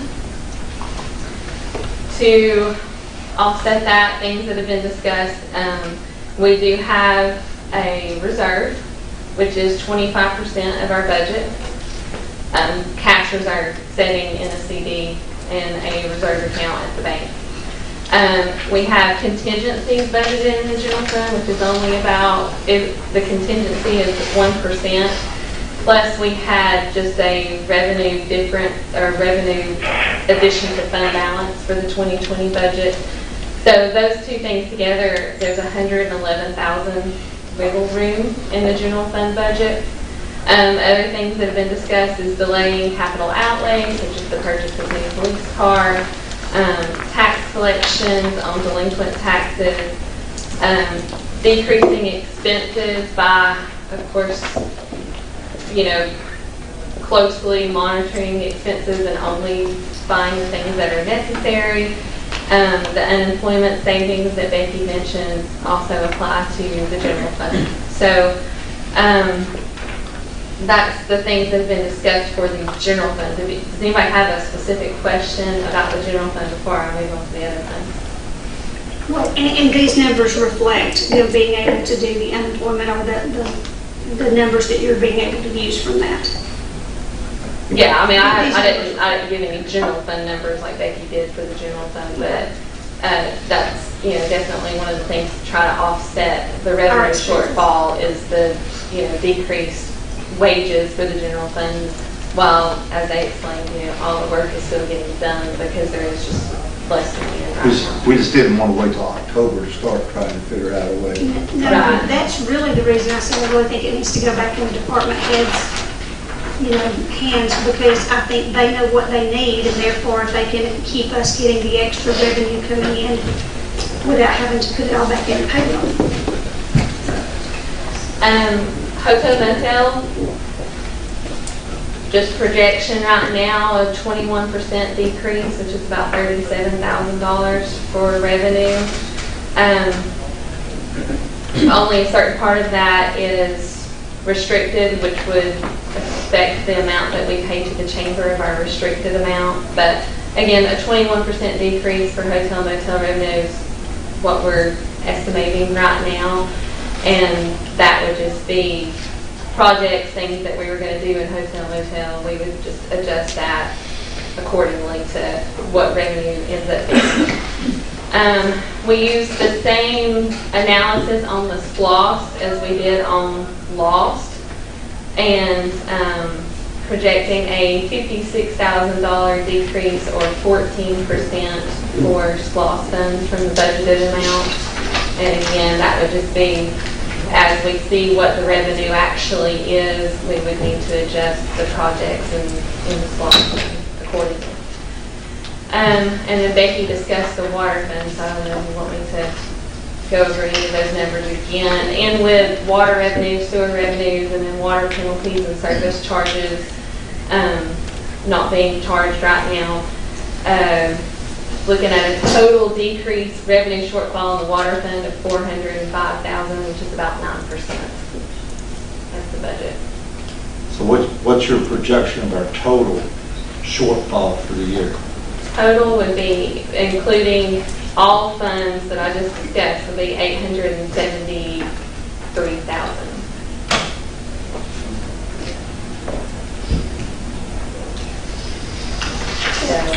Yeah, I've got that. I mean, I just wanted them to hear that. And basically, Alicia, when we did that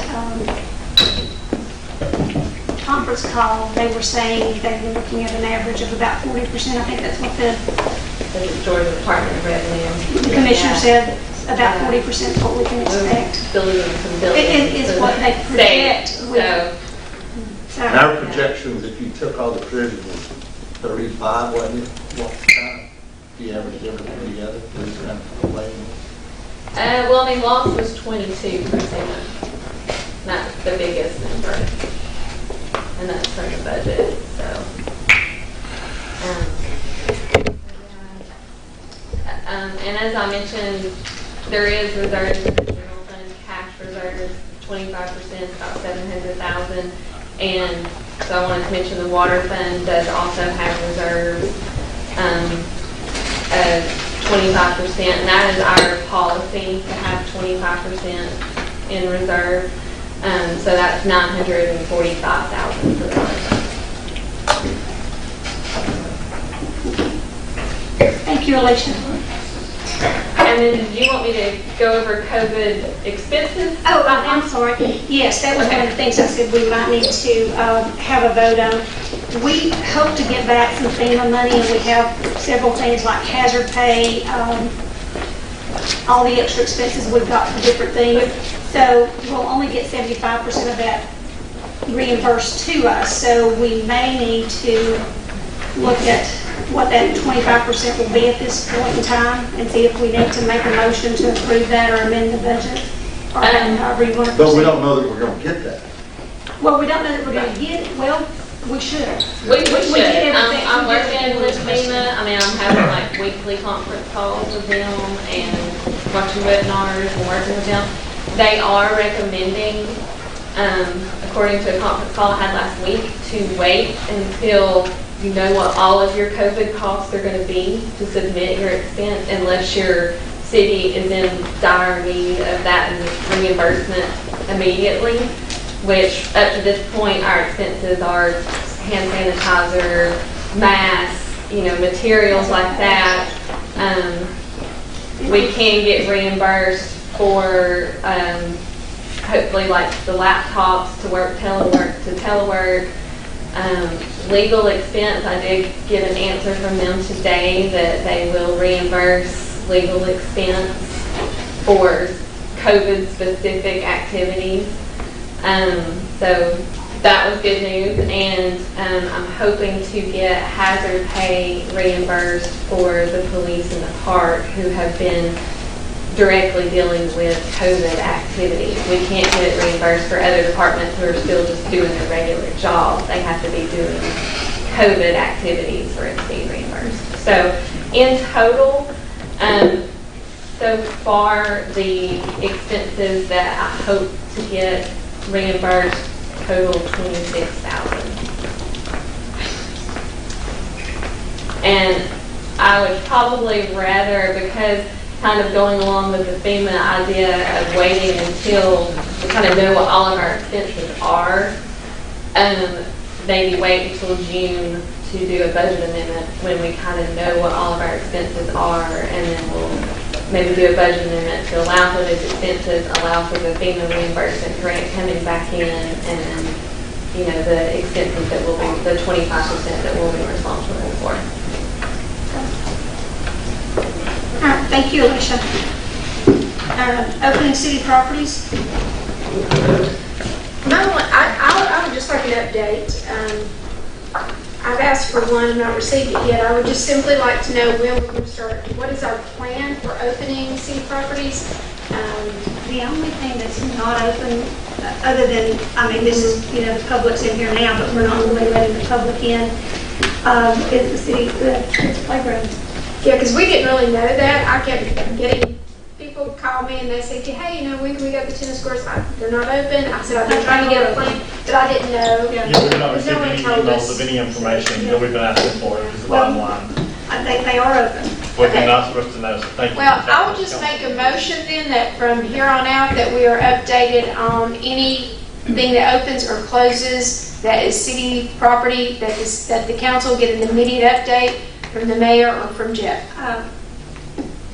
That's a motion. That's a motion. Do we have- I'll second. All in favor? Yes. Thanks, Harold. Termination of contract on church property. Rhonda, you done this, or you want me to talk about it? We can make it simple. Yeah, so just a quick explanation. We have went around and around trying to find a new location for our city shop because we were told that EPD was going to fine us if we did not take care of some water runoff issues.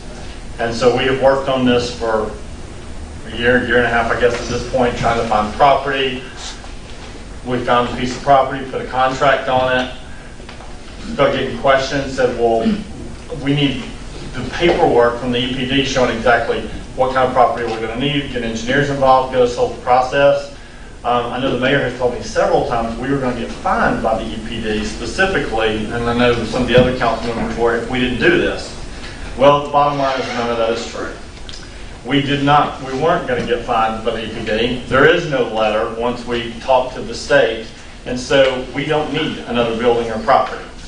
So I am making a motion that we rescind the proposed purchase of 631 Industrial Boulevard, Blue Ridge, Georgia, 30513, that we have put a contract on because, again, we thought this was based out of necessity. Do I have a second? I will second that motion. All in favor? Go. And just for everyone's knowledge, we've sent that letter in your member already, so And- we ratifies that conduct. Did we have any earnest money or anything? No, we canceled it before the earnest money. Zoning Board of Appeals appointment, Mike Painter. Yes. We missed 15. I'm sorry. We missed 15. Oh, Fourth Street. Oh, I'm sorry. 4th Street abandonment.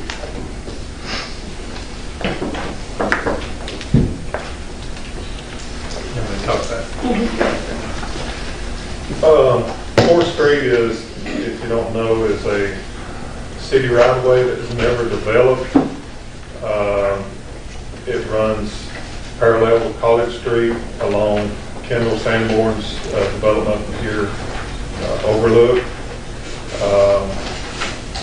All the property around it in that right-of-way is developed, built out. So there's no need for the right-of-way now. There'll never be a street there. There's no water or sewer in this right-of-way. So Kendall Sanborn has asked and done an application to have that right-of-way abandoned. He's done all the paperwork, paid for all the legal fees and everything else, So do you recommend we abandon it? I do. I don't see as the city needs the property, and it's going to be half to the property owners on both sides of it. They'll equal half of whatever property joins them, and they'll start paying taxes on it. So it's no good to the city in my mind. I went and looked at it too. I agree with you. I think it needs to. Okay, well, I'll make a motion that we proceed with the 4th Street abandonment. Do I have a second? Go ahead. I'll second. All in favor? Thank you. Zoning Board of Appeals appointment to replace Mike Painter. So, get to replace myself, so I looked around trying to find somebody I felt like would be very good in this position. And I make a motion that I replace myself on the zoning board with Mr. Mike Hughes. Mike is actually with us tonight. Just briefly, he's a Naval Academy graduate, lieutenant colonel, pilot, squadron leader, 21 years in the Marine Corps, and he also flew that little jet out of Atlanta for Delta for 20 years, and is fully retired, living up here in Overlook, and I think Mike would be a great asset to Arizona. I'm sure he's looking forward to it after tonight. Yeah, 40 years moving where the job was. I'm retired and I chose to live here, so. And I explained to him up front the pay. So I make a motion that my spot on the zoning board be replaced by Mr. Murphy. Do I have a second? I'll second. All in favor? City Pool. So, based upon everything that has been going on with the virus, and we had already been talking, for those of you who came to one of the previous, I guess 2 months ago, council meeting, the pool is in serious need of repair, and I think based upon the work that it needs and with this virus thing going on, we can't, we can't risk the welfare of the public with the pool, that we're gonna just, I'll make a motion that we close the city pool for this season. Do I have a second? Second that motion. All in favor? City logo. Yeah, so y'all have in your binders, we got a few city logos floating around. One of them is just the utility logo, but we're redoing the city website, as y'all know, and by the way, I think Roby sent an email on that. The city website we're redesigning, it's not any expense to us. They're redoing it for free. It's in what we paid the vault for, I guess, the servers. Is that right, Alicia? The server and all that sort of stuff for Kelsey? Yeah, with the It's business. everything we pay together, and Kelsey's been on calls with me, and they're not charging us anything to do it. They're redesigning the whole site for us, updating it, everything online, links. It's gonna be a full information guide on there, and it's not costing us anything. It's in what we pay already, but they want our logo. And so I guess I'm asking for you guys to decide which is our official logo, and we'll vote on it, and that will be our official logo from now on, and we'll know what to put on everything. I like the left bottom corner because So it do shows I. us where we're at in the state. Yeah, We're- I actually we're kinda the- like it too, We're yeah. at the top of the state. I like that too. That's what I think. Yeah, I actually think I like that too. Do we like, I mean, I guess if we're ever gonna have anything different on it, I guess now would be the time. And hey Harold, you're on here. Is this the one that y'all have always used as long as you remember? What? The logo, is it the one with the star at the top? Do you know? The one they used to use when we first came was the one with the mountains that's on the sign outside. We used, we had it was similar to it. We had this, the mountain scene on the banks, sign. Yeah, that's what they used to use. Yeah, he's asking about one that's got the state inside the circle. That's new, that's not something I think that you used years ago, I don't believe. Yeah, I don't remember about that one. I think it was always the mountains. I guess the question is, do you like this one the way it is, or do y'all want to make any changes to it while we're doing it? And what is the 18th? I'm assuming that's the establishment year, but it doesn't say exactly. We want to I was asked their charter. Yeah, so I mean, do we want to It's the date that the city. change anything with? I mean, I think, just quick discussion on it. I think one of the things that we're working toward is if you want to know something about the city of Blue Ridge other than an event, you go to the website. It's not, we're going to keep it off of Facebook, we're going to keep it off of LinkedIn. If there's an event going on in town, yeah, you'll find it in all the sources. But if you want to know where the minutes of the city is for the meetings, everything will be on our website. So our recommendation was to clean up the website, make it look like a professional website, and we've looked at several counties. Nathan has kind of spearheaded all of that. I kind of came in on the end, but I feel like that's something very important for us to go forward, especially if we're going to try and put together a strategic long-term plan for the city. Yeah, it's just kind of piecemeal now, and it's going to have all the ordinances, everything on. You can download PDFs, all the forms. I mean, everything online. It just is going to be up to date, modern, everything online. Whole area resource guide. So again, it's free to us. So why not update it and get it up to today's standards? We pay a fee for the service. It's included in what you already But paid I for mean- the server and I mean, everything. we It's pay all a fee included. for all that. so- Yeah. They said you can redesign it 100 times. It costs nothing extra. So we need a motion. So, well, I guess we need to make a decision. Do we like the logo as it is? Do you want to make any changes to it? Because so we need to do it now. Do you want I to like date on it just like it is? Just I like like it is? I like it shows everybody we're at the top of the state. That's where we want to be. You want to make a motion for that one and describe that logo on there? I make a motion to choose the logo with the star at the top, and we use that going forward. Do I have a second? I'll second. All in favor? City, thanks Harold. I keep forgetting you're there, sorry. City attorney attendance at council meetings. I know that James has not come to several of our council meetings because we've had real limited things on our agenda, and so I kind of judge it by what's on there if we have legal matters or issues like that, so I'm not sure. I think, did you? Well, so far, he has been attending about all the meetings, and we appreciate that, Mr. Valley.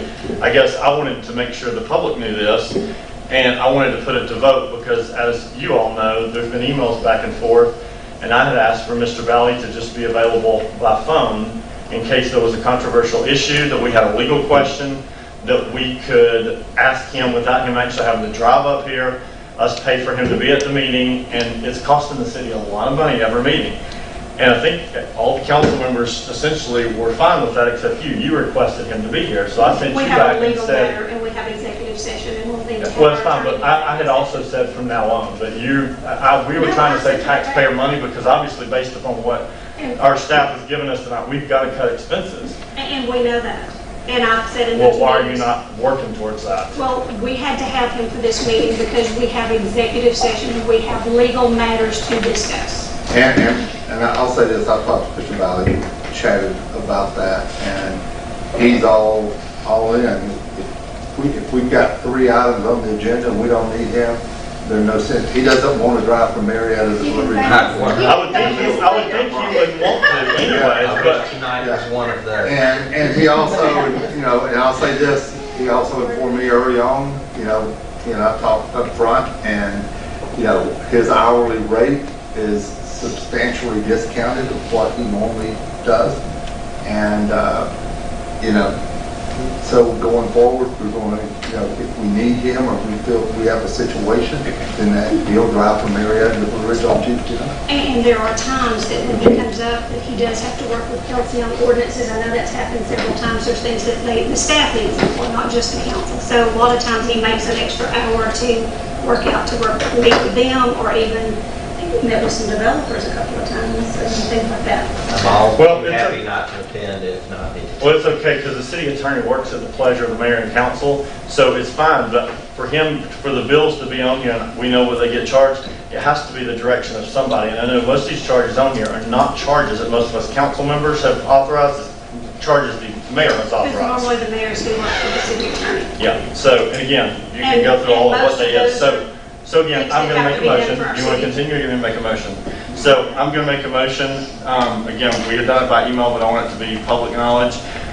The city is trying to cut expenses, and I know that it doesn't require a vote because we never made a vote to have the city attorney to attend meetings. But I would like to ask if the attorney could be available by phone conference anytime needed or on a time-to-time basis, if notified and arranged ahead of time, should there be a circumstance or situation that we feel guidance is needed from legal counsel, or for those circumstances, we can ask and request him to be at a specific meeting. The city charter, section 412, outlines the city attorney shall attend meetings as directed by the council. So I'm making a motion that Mr. Valley does not have to attend the meetings in person and is available by phone unless we direct him to do so otherwise. Do I have a second? I'll say it. All in favor? Hey, can I ask how you're gonna figure that direction out before a meeting? Might be very difficult because a lot of times things All get right. added to the agenda. All right. But, so all opposed? Harold? Are you a yes or no? No? Are you opposed? I'm for it. You're for it, okay. All right, so 4-1. Workshop meetings? So I've been speaking individually with all council members. We've talked about having workshop meetings again because, as you've all kind of heard tonight, a lot of times we're at a loss of what's going on. And this way we have open communication. We're able to speak with department heads directly. We're able to have communication 1 week prior to meetings. And we did this in my first term. I'm currently serving in my 3rd term. So my first term we did this. It was a very effective way to understand what's going on, to give you a week to think about what you're going to be voting on, to ask the important questions. And of course, the media and public, everyone's invited, and it will be just like a regular meeting, but it's a workshop meeting. So it's more like tonight when we come in on Tuesday night. We've already discussed it. We don't have to have any more discussions. So I am going to make a motion that we start having workshop meetings the first Tuesday of every month at 4 p.m. That works better for Robbie. It's my motion. At 4 I'll second it. 4 p.m.? Yes. Will you take the question? First and a second. Will the public have to sign up to speak At the ahead of workshop time, meetings? or will they be able to speak at time? At the time of the meeting, Of the the workshop workshop. meeting, you can call any time and sign up to speak. You can do But I it mean, at the workshop meeting, or can the public speak Can they speak at the workshop? more freely? During discussion. You can Yes. establish that policy however you would statewide. Yeah. You can The just law call just it says it'd be a public meeting, so you'd have to post a notice and they would be able to attend. Then you could decide then. We probably So have have a a motion policy on that. In a second, all in favor? Harold? Charter workshop meeting? So our charter has not been updated in many years. And the next item, of course, is to rescind the charter amendment. We've asked for a charter amendment because when we were looking at annexation, we were going to do it all at one time. But we feel at this time that there are too many other changes that need to occur. We need to really take time as a council, review the charter, and look at a lot of different changes. So I'm going to make a motion that Kelsey schedule a workshop for the charter changes somewhere between June the 1st and the end of July. And we need to all pick a date during that time, get it done, get it processed. And this, oh, go ahead. Is that a motion? That is, Do I have a second? I'll second. All in favor? I would also, so that's all approved. I would also like to recommend that you look at calling Carl Benson or something to attend those meetings to help you with your charter. Since that's kind of who does that for the state of Georgia. They come in and advise council. good idea. Rescind charter amendment, number 22. So with that being said, I would like to make a motion that we rescind the current charter amendment so that we can better update it. Now, these are the charter amendments that Where y'all was- voted on. Staggered terms. Staggered terms And an appointment if there's a vacancy in office. I have the formal terms, so do we need to go through all of that for the formal? for the charter. Yes, if you want to do that. Yeah, I'll make a motion. I'll make a motion that we would draw and void at present the resolution to amend the city charter, which provided for staggered terms for the mayor and city council members as authorized by OCGA 21541.2 and other applicable law to provide and appoint the case of a vacancy in office and for other purposes. Do I have a second? I'll second that motion. All in favor? All opposed? Did Harold? Harold was yes, Robbie's no. Yes. Rescind annexation amendment?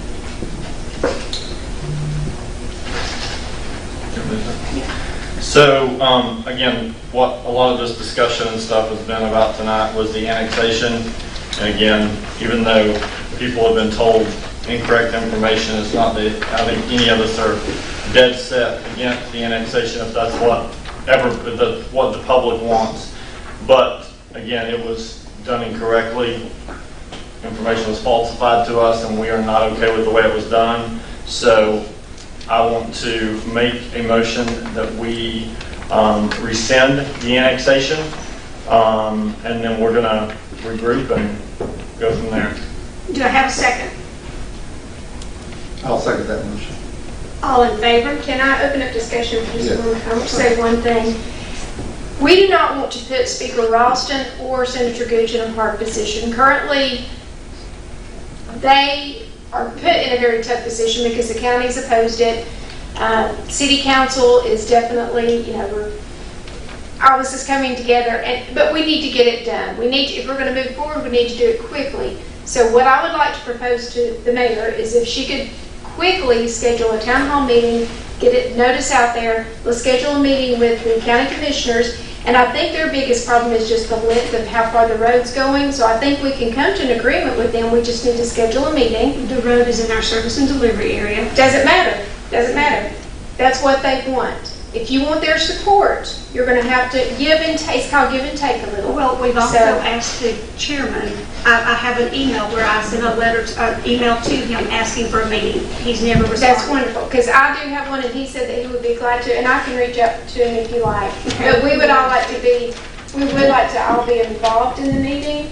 So we're just asking, let's just do it correctly, town hall meeting, let's get this, and then let's take. We owe it to the people that voted for us to do it correctly. And we owe it to Speaker Ralston, and we owe it to Senator Gooch not to put them in this predicament. Yeah, I The think county their and names have us. been thrown- We do. Their names have been thrown around enough. Yeah. And I just feel like we can do it, but we just need to get on the ball and do it quickly. Can I make a comment? Sure. So that we'll know what our options are here. As of now, it's been correctly advertised because the General Assembly does that. So it's down there, ready to go. But what I hear from the majority is that you want to go through a more public process and have input from the citizens and meetings with the county. If you wanted to do it that way, with an opportunity to still get it done this session, then you could make a motion that we ask the General Assembly not to take any action until another vote is taken. But then the advertising would have already occurred. There is no technical required public meeting, but you're certainly allowed to have them. There's no technical requirement to meet the county, but certainly the majority wants to do that. Then what you could do is do both of those things, and then if there was agreement, the General Assembly could vote without having to go back through the process of advertising in the paper like they've already done. Because if you do that, I'm just going to tell you, reality with the budget, it won't be done this year, and because it's the roads, only the General Assembly can annex it. We cannot do it under the typical annexation. So if we rescind, then would we have to go through that time frame of legal ads again? I think that's probably what General Assembly Which would was 60 say. days. So, Right? well, not exactly, but it's still, if you went down there and told them, please advertise it again, and they said, we've got 10 legislative days left. So but if there is no desire to do it this year, then you don't need to worry about it. Is a desire. Can I ask a favor out of you? Can I ask you, the meetings on stuff like this, don't be having secret meetings with the mayor. We are the 5 voting members of council. You need to be communicating this sort of stuff to us all the time and responding to our emails, because you represent all of us, and not trying to push something through when you know the majority of us are against it. Can I ask that of you? Absolutely. Thank you. Well, I mean, There were no secret meetings. Oh, yes, there were, Mayor. Okay. Don't even start. okay, I've got a discussion question first of all. So we've got a motion on the floor and a second, correct? Correct, yeah. We want annexation. We just want to do it the right way. So can we rescind what was voted on? And also make an additional motion that we go the other process as well? I think we just have to redo the process. That's what we have to Yeah, do. We just have to we've get on it. we've got a time frame. The only process that's required is that the General Assembly advertise it before they drop the bill, because it's just a road. And I tried to explain that in email to everybody, but I should have done it in person apparently. And so I apologize for that. But if you currently have a motion to rescind it, you could withdraw that motion if you wanted to, and make a motion that we ask the General Assembly to table it until further discussion and instruction, and to take no action until further So if we direction. had, let's say we had meetings the next couple of weeks, and then we felt comfortable with the annexation, so we've already suspended the charter. I mean, that we've already taken that off the table. It's the only thing we have left on the table is the annexation. Right. That's what we're talking about. So if you rescind that and they don't get the time frame in for the advertising, then We start over. You start next year. You start next session. year. Yeah.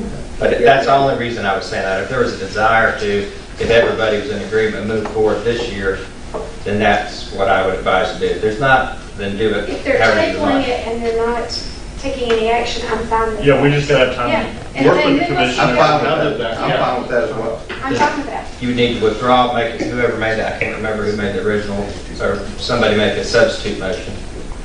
And then that we table it, Okay, ask the so- legislature to table it until further communication with the city council. Take no action. Okay, so I need to rescind the motion to rescind the annexation amendment. And then I'm going to make a motion that we table the annexation amendment until we have further discussion and a plan of action moving forward. And you can direct me to inform the General Assembly of that by letter. And we are gonna have Mr. Valley to inform the General Assembly of that by letter. Will it go mail, email, does it matter to me? I'll probably email it to them, but we'll get it to them before they go back into session, so they'll have it. Okay. And any future discussions on annexation needs to be discussed between all the council. Easily agree to that. Thank you. Make the motion to They just did. Do I have a second? I'll second that. All in favor? Yeah. Thank you, Harold. Council designation of departments. So, as y'all probably know, for the history of the city of Blue Ridge, they've always had post departments, and each department has been over, each council has been over the department. During the last council, apparently the mayor took those away, and whether or not the authority was there or not, I don't know, and I don't care at this I don't point. think it's in the I'm charter. in the middle of talking, thank you. I was trying to help you out since you didn't know. Oh, no, I know, I wasn't on last council though. So, and we've read the charter, and there's numerous attorneys that have read it, and again, it's interpretation. So, we want to be back over departments, and we have went to the mayor and tried to do this numerous times. We've asked by email, we've asked to have meetings with her. She's refused to sit down and talk to us. She's refused to talk to us on the phone.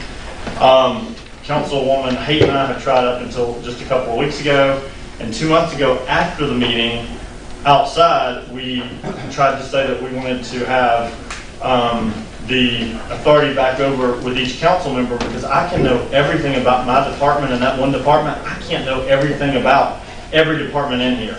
And it is a zoo, let me tell you. And there is so much falling through the cracks that everybody doesn't realize. So we were told by the mayor 2 meetings ago, as she yelled in my face with her finger pointing at me, that over her dead body would this happen.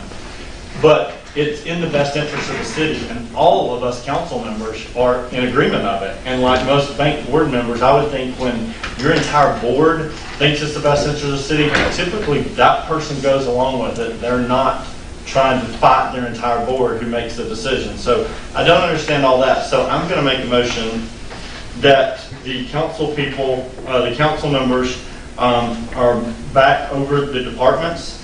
They will report directly to the council people. The department head will report to the council people. Rhonda Haight will be over street department. We'll decide parking. Mike Painter will be over Parks and Recreation. Is that correct, Mike? Robbie will be over Finance, Human Resources, City Hall. Harold Herndon, assisted by Nathan Phipps. Me will be Police Department. And myself will be Water and Sewer Department. That is my motion. Do I have a second? Why does the police department need two? I'm sorry? Why does the police department need two? I'm Harold's assistant only because of, Yeah. Well, I would suggest if there's an assistant there, that would be Robbie, probably, because she's actually well, asked. we didn't ask you, Mayor. We're voting, and I have a motion Well, on I'm the floor. just- Do you want to interrupt it, or do you want to let us go with it? This is not your meeting, it's ours. Thank you. I'm still, okay, you've You got do a not have motion. a vote. I have a motion on the floor. Do I have a second? I'll second. All in favor? All, okay, all opposed? Robbie, are you in favor or opposed? I'm opposed. I'm opposed for this whole mess. It's embarrassing that we are acting like this, or y'all are acting like this. Okay, I will make another statement too, there with that. How did You also Harold have, vote for that? yes, Yes. you do have actually folks that are on committees that really haven't even done anything with their committees lately. So I'm kind of appalled that you actually want to be over department heads and over the supervisor. So, you know, Really, we're also supposed to be given weekly reports and meetings that we You- voted last council. You've not ever done that for, and I think you got all the council people in there from previous being paid of that. Well, I think part of our problem is too that the department heads were told not to contact us, and that's a I'm not definite no, sure that and they were not, okay? Yeah. Every single Yeah. one. Let's ask each department head. Jeff, were you told not to contact the council for anything? No, I was not. Alicia, were you told not to contact the council? I'm not technically a department head, but Were you told not allowed to talk to us about anything? I don't think I've specifically been told not to call. Okay, Becky, were you told not to contact the council? I don't think you can put employees on the. Yeah, I think you're way out of line. But you had to stop. Oh, no, I did, you're right. We've already got a motion. You're right, I It's did. already been voted on, let's go to the next But topic. you, this is why they are in this position, is because you do this We're stuff. on the next topic. Y'all should not be doing Okay, this. all right. Yeah. This is We not work for okay. everybody. And Y'all should not be doing this. Agreed, and I'm sorry she did that. Well, you are the one should take that No, I made a motion, I don't you interrupted. No, you said that they had said that they were not, oh, no, that was Well, wrong. that was something, so get your facts I'm straight. sorry, that was wrong. They said they. Let's go, said we're not next allowed to. topic, next topic. And I know being told that, so, okay. Let's go. So we had a 4-1. Email policy, Yeah, so I thought there was email policy already in place, but again, apparently some people follow the rules that they want to follow and other of us follow all of them. So I want to make a motion that any and all emails between council members, city attorney or whatever, anybody involved in the city needs to be, all of us need to be copied on the same emails. That way, me sitting here can't say, I didn't know about something. If I was copied on it, it's my fault if I didn't read it. But us not being copied and communicated with on emails that are going back and forth on other things is unacceptable. So I make a motion that everybody be copied on all the emails with city business. That way, nobody's left in the dark. Government is transparency, and that's the way it's supposed to be to begin with. And it's supposed to already be being done. okay, well, you also had, okay, there's your motion. So you also had, at one point, all of the supervisors sending you reports, and you told them you didn't want all those emails, you didn't have time to read them anymore, so you wanted them to come to meetings. We have a motion on the floor. And that was the discussion. That was my discussion piece of it. You had said you didn't want the emails. Who said that? Because it wasn't It me. was you. No, it wasn't. So, anyway, so do I have a second? Do I have a second? I'll second that motion. All in favor? Noise ordinance complaint? This was just something that had been sent, again, by Drew Dillard, and Mr. Valley has actually already got this into, I guess this is our mini code, is that? Yeah. Yeah. So. What you was like- the complaint? Thank you. So basically, they're having street performers in front of, down in his area. It's near, actually Angelina's Pet Shop in that area. It's actually in front of the mailbox. Yeah, They can't even look our mail. What, are they playing music or? Yeah, and they have an amplifier and 4 and 5 chords. So you've not been out singing with them or nothing? Absolutely not. So John can take care of that. I think the council too would like to make sure that we have a designated area where performers go like that, or anyone who's, wanting to be on the sidewalks, because really, we've got to have access for handicap accessible areas, and I feel like we probably should have them to get a permit from the city, but, I mean, You want that's me up for to discussion. draft designated area? I think it needs Draft to be. it all. We have to have a business license. James, can we just say that you cannot perform on our sidewalk? Yeah, absolutely. That's what the law says now. So we can just write them a citation for section 13020. How do we- So it doesn't have to be, so we don't need it in that. I've run down there, I mean, there's no reason for them to be there. That's blocking people walking Right. and. People walk out in the road, Yeah. plus you've got a liability if they trip on the Right. sidewalk of the city. It's not good. It's not good. So, would you explain what you're doing with all this, because since Mike is fairly new, very new today? Yes, please. We started the process of, when I got here, all of our ordinances and codes that were updated were in boxes. I think Kelsey will tell you. And we got a contract from Unicode to put it all online so citizens can go on. And we're in that process of doing that now. But it's a lot of pages, and I think we've gotten through about a quarter of it, and we're still working. But this is part of it.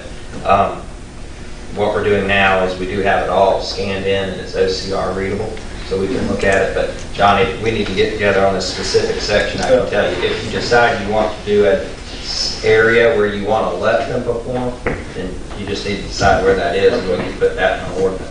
Down the park, maybe, around the park. Well, I thought maybe across from the caboose, in the park in the Yeah, garage. I think it needs to be like, everybody else is singing in the park. Why Yeah, do they have that's to be what I'm singing saying. on the sidewalk? I mean, we're playing on the sidewalk. I just think it's Sometimes fair. we have two to three performers up and down the street. Yeah. It's not just one. Right. It's, you Are know, they it's asking like, for money from people?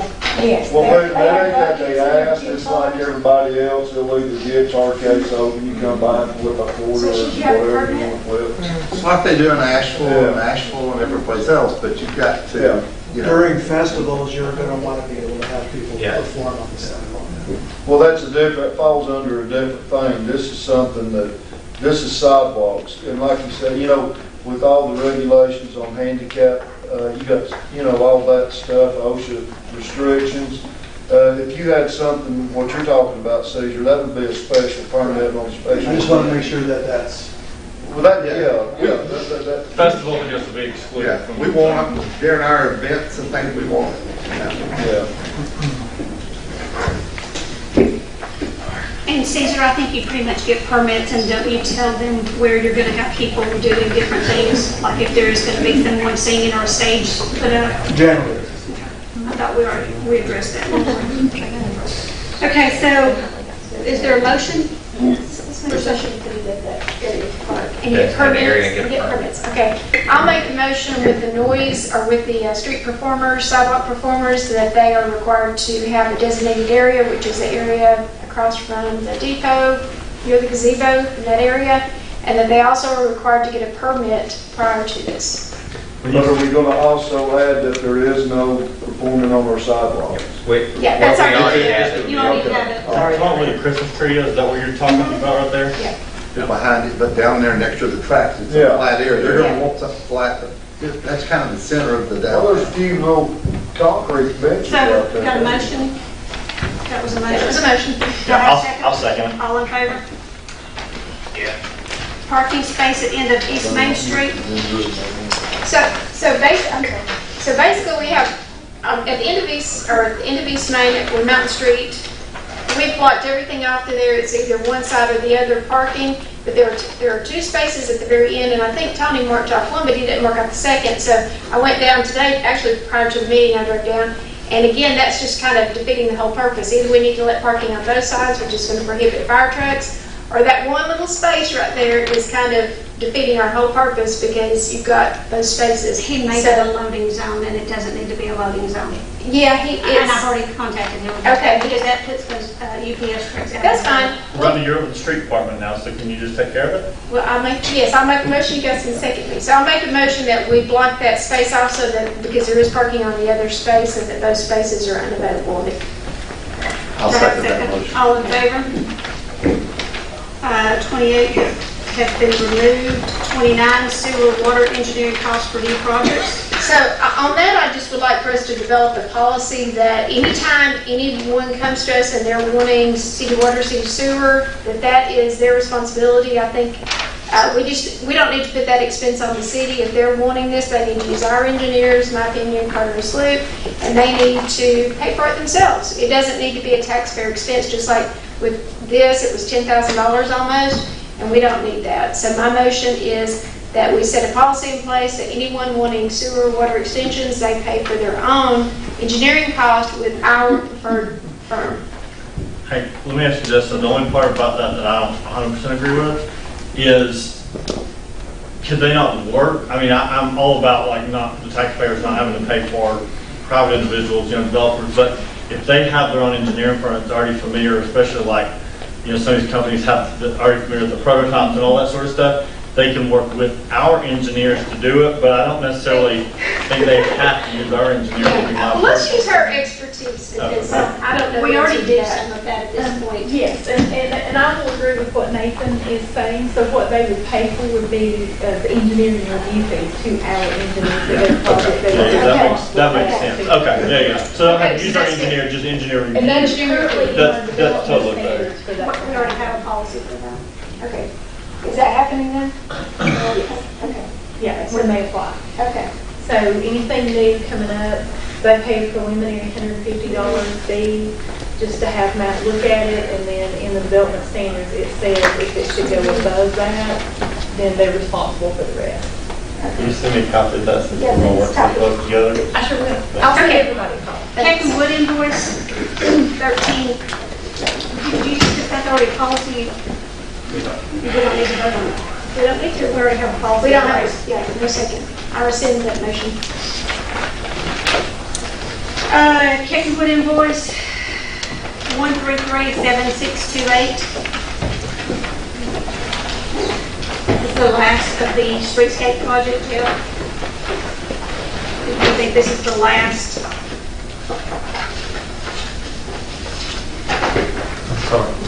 Captain Wood, I think that was yours. Yeah, that's for the site visits, change orders, payouts submitted to GDOT for reimbursement for the streetscapes project. Okay, it's $5,333.75. Do I have a motion to approve? I'll make a motion that we approve the Keckenwood. Do I have a second?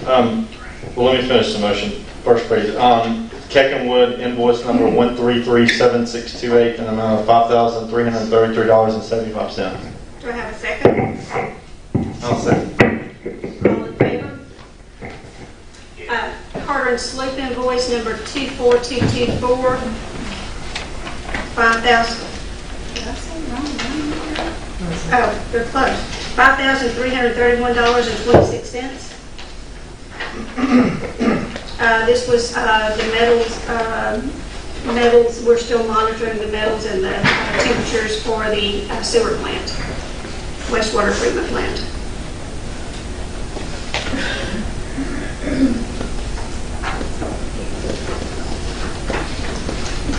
Do I have a second? And is this on a time-to-time basis, or is it for a specific, oh, it says that it's this is every quarter. We've been doing this for years. I know, I was asking this specific invoice. Yes. It's January, it says March.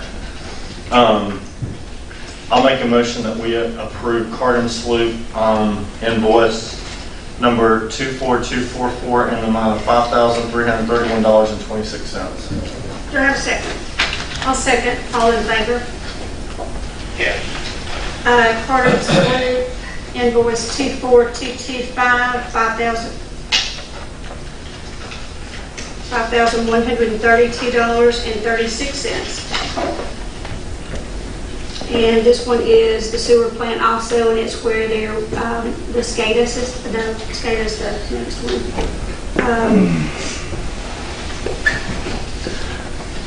Where they did their application for their permitting.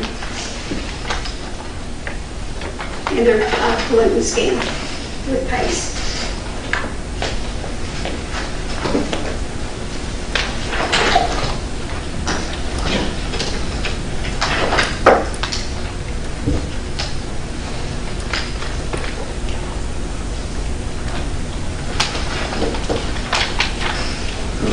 Prior to me, I'm not 100% upon. Yeah, I guess I'm trying to figure out the difference in these. I mean, I read the monitoring, and I think it's something we have to have. It is. I think we have an option, Yeah, but So I was reading the differences on it, but I'll make a motion, we approve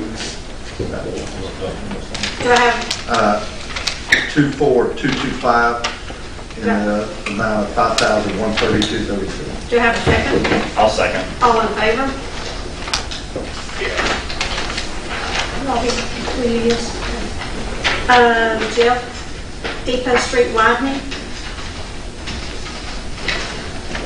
Yeah, I got a couple of quotes to widen Depot Street from College Street up to the entrance of Overlook. The existing road right now in places about 12 feet, 14 feet. So it's very narrow with a lot of people living up there now. It's dangerous if anybody's going up with a utility truck or any concrete truck, anything coming down. There's really no room to pass. So I got two quotes on it, one from Johnson Paving and one from TRC. We will have a little work to do ourselves to see if you decide to pass this. There's a culvert under there. It's an 8-inch terracotta.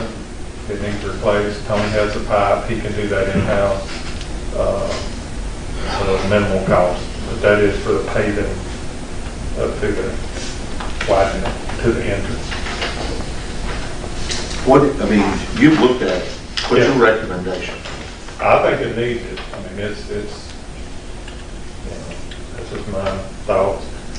Like I say, it's very narrow when you leave, go by the intersection of College there. I mean, it's one lane, basically. You almost go into that grass area as you go up through there. And it's ditch to ditch. I mean, it's no pace. I know you got a lot of property owners up there now. Yeah, it's paying almost- taxes. I mean, I don't think, It's almost built out. I think it's justified, yeah. So the two quotes are, they're the same, Yeah, they're the Same same thing. thing. okay. Do you know a time frame on them? Did they say a time frame? I asked both of them if they could finish it in 30 days. Johnson said yes. TRC never responded.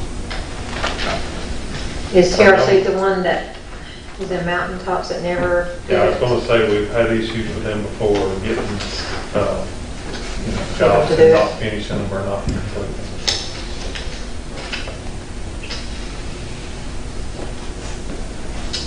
So, The price is definitely substantially different, but if it worked, I it's don't know. it's less than $2,000. I mean, I guess it's, I didn't know that they didn't show up somewhere else, but I guess the dependability, is it worth the, It took 6 months and we ended up rebidding it, so we ended up getting Johnson's to come in and do it after the Yeah, I number think that was the 7. last meeting y'all had, y'all decided. But what you Johnson could do, if you finished want to what TRC approve did. the lower one for tonight, and if they can't tell us they can do it in 30 days, then we can move to the other quote if you want to make the motion. Is that correct, James? Would that work? You said it that way. Yeah, if you said it that way. It's a good idea. Just because, well, it's going to take us a little bit of time to fix that terracotta pipe that we looked at too there. And then there's another pipe on the right-hand side of the road going up that I would like to address before we put asphalt down. Yeah. But that can be done in house. Yeah, both of those. Do I have a so do we motion? want to, so we want to approve the cheaper one, and then we're going to let Jeff and check on time frame? Okay. And if they don't meet the time frame, Then we'll move to the other one. we'll do it. Okay, fair. So I'll make a motion that we approve estimate number 176 to TRC Holland and Paving for the Depot Street from College Street up in the amount of $14,179, so long as they can complete it within 30 days. And if not, then we will approve the Johnson paving invoice, quote number 6281, in the amount of $16,752.22. Do I have a second? I'll second. All in favor?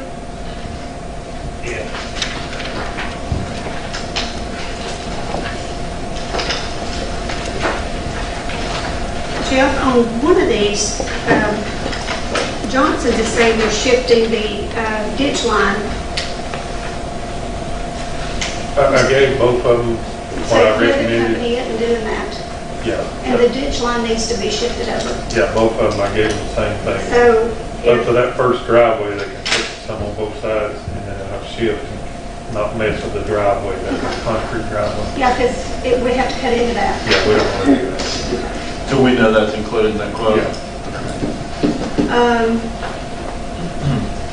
Okay, Bradley Street.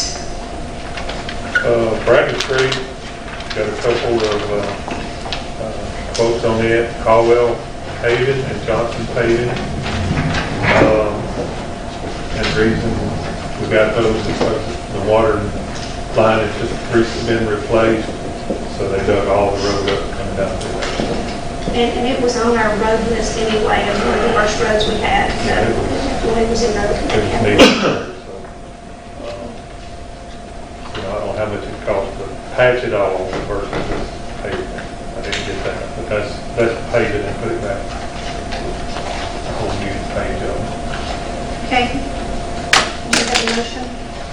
I'll make a motion, we go with Johnson paving on the Bradley Street quote, as it is about $600 cheaper. Do you have a second? I'll second that. All in favor?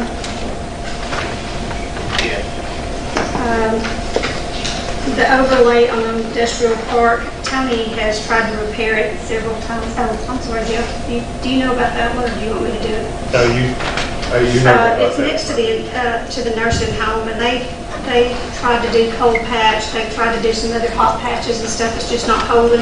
So it really needs to be cut back, probably about 150 feet on each side, and a good patch put in there, because it is into that entrance, and of course, there's a lot of ambulances and things that go in and out of there. So it was $5,500, and we don't have a second quote on that one. I don't think he ever got a second quote from anybody, did he? He didn't tell me he got it, that's the one I know of. And we've had a water line that we've had issues with right there too, that we've had to replace some pipes, so I think that's been part of the problem why the patches wouldn't hold.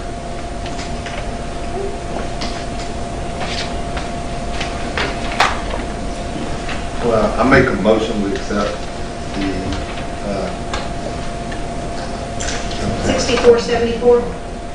6474 from Johnson Paving, $500 for the industrial. Do I have a second? I'll second. All in favor? Yes. Okay. And city parking lot is on the agenda. We do not have the survey back from Reed, with Hayes and James. I sent it backwards, didn't I? James Hayes? Hayes James. I've asked Reed to look at all the property that we have around there, because there was some confusion, and there's a little bit of confusion with right in behind the co-op, and there's some water and some other drainage issues. So we need to do some work on adding, there's a little area right behind Rhonda's building there that needs to be paved, and it'd be nice to reconfigure the entire parking lot. I think we can get about 75 more parking spaces in once he gets that drawing back to us. So we didn't get anything back. It's something we're just going to have to wait till the next meeting. Will you touch base with him tomorrow? I think he called him today or yesterday. He wasn't, he didn't have it. I mean, just ask him if he can have it ready by next month. Okay, next meeting? Yes. Next meeting, is that what you're asking, Ron? Yes, please. Okay. So if you will just table that, we need the survey back to do that. I make a motion to table city parking lot, item number 36 on the agenda. Do I have a second? I'll second. All in favor? Yes. MR Systems, this is a company that, this is a contract for our SCADA system at the water plant. Has the hourly schedules, but it's if you've not visited the water plant, the SCADA system is really pretty cool. It tells them if they've got level issues or problems, so they really rely on it. I recommend we go ahead and do the contract.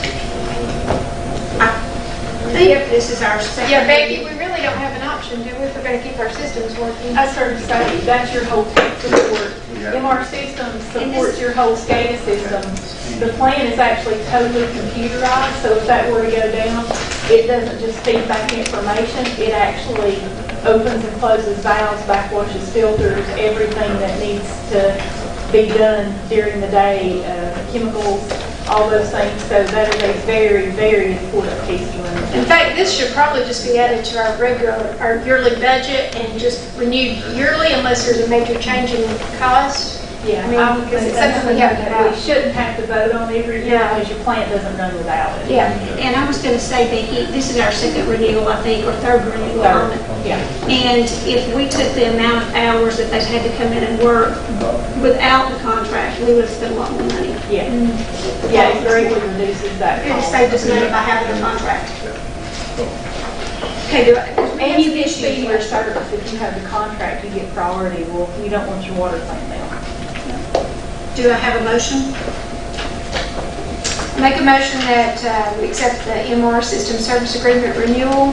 Do I have a second? I'll second that. All in favor?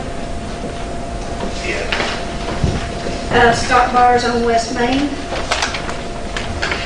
I think that's something Tony, he's talked to most of the council members, I believe, about this, down on West Main in front of where the new construction is. And I know I've gotten calls from Mike.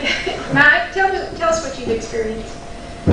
Well, I'm just saying, you know, it's the guys that are working down here at the Hampton in that particular area.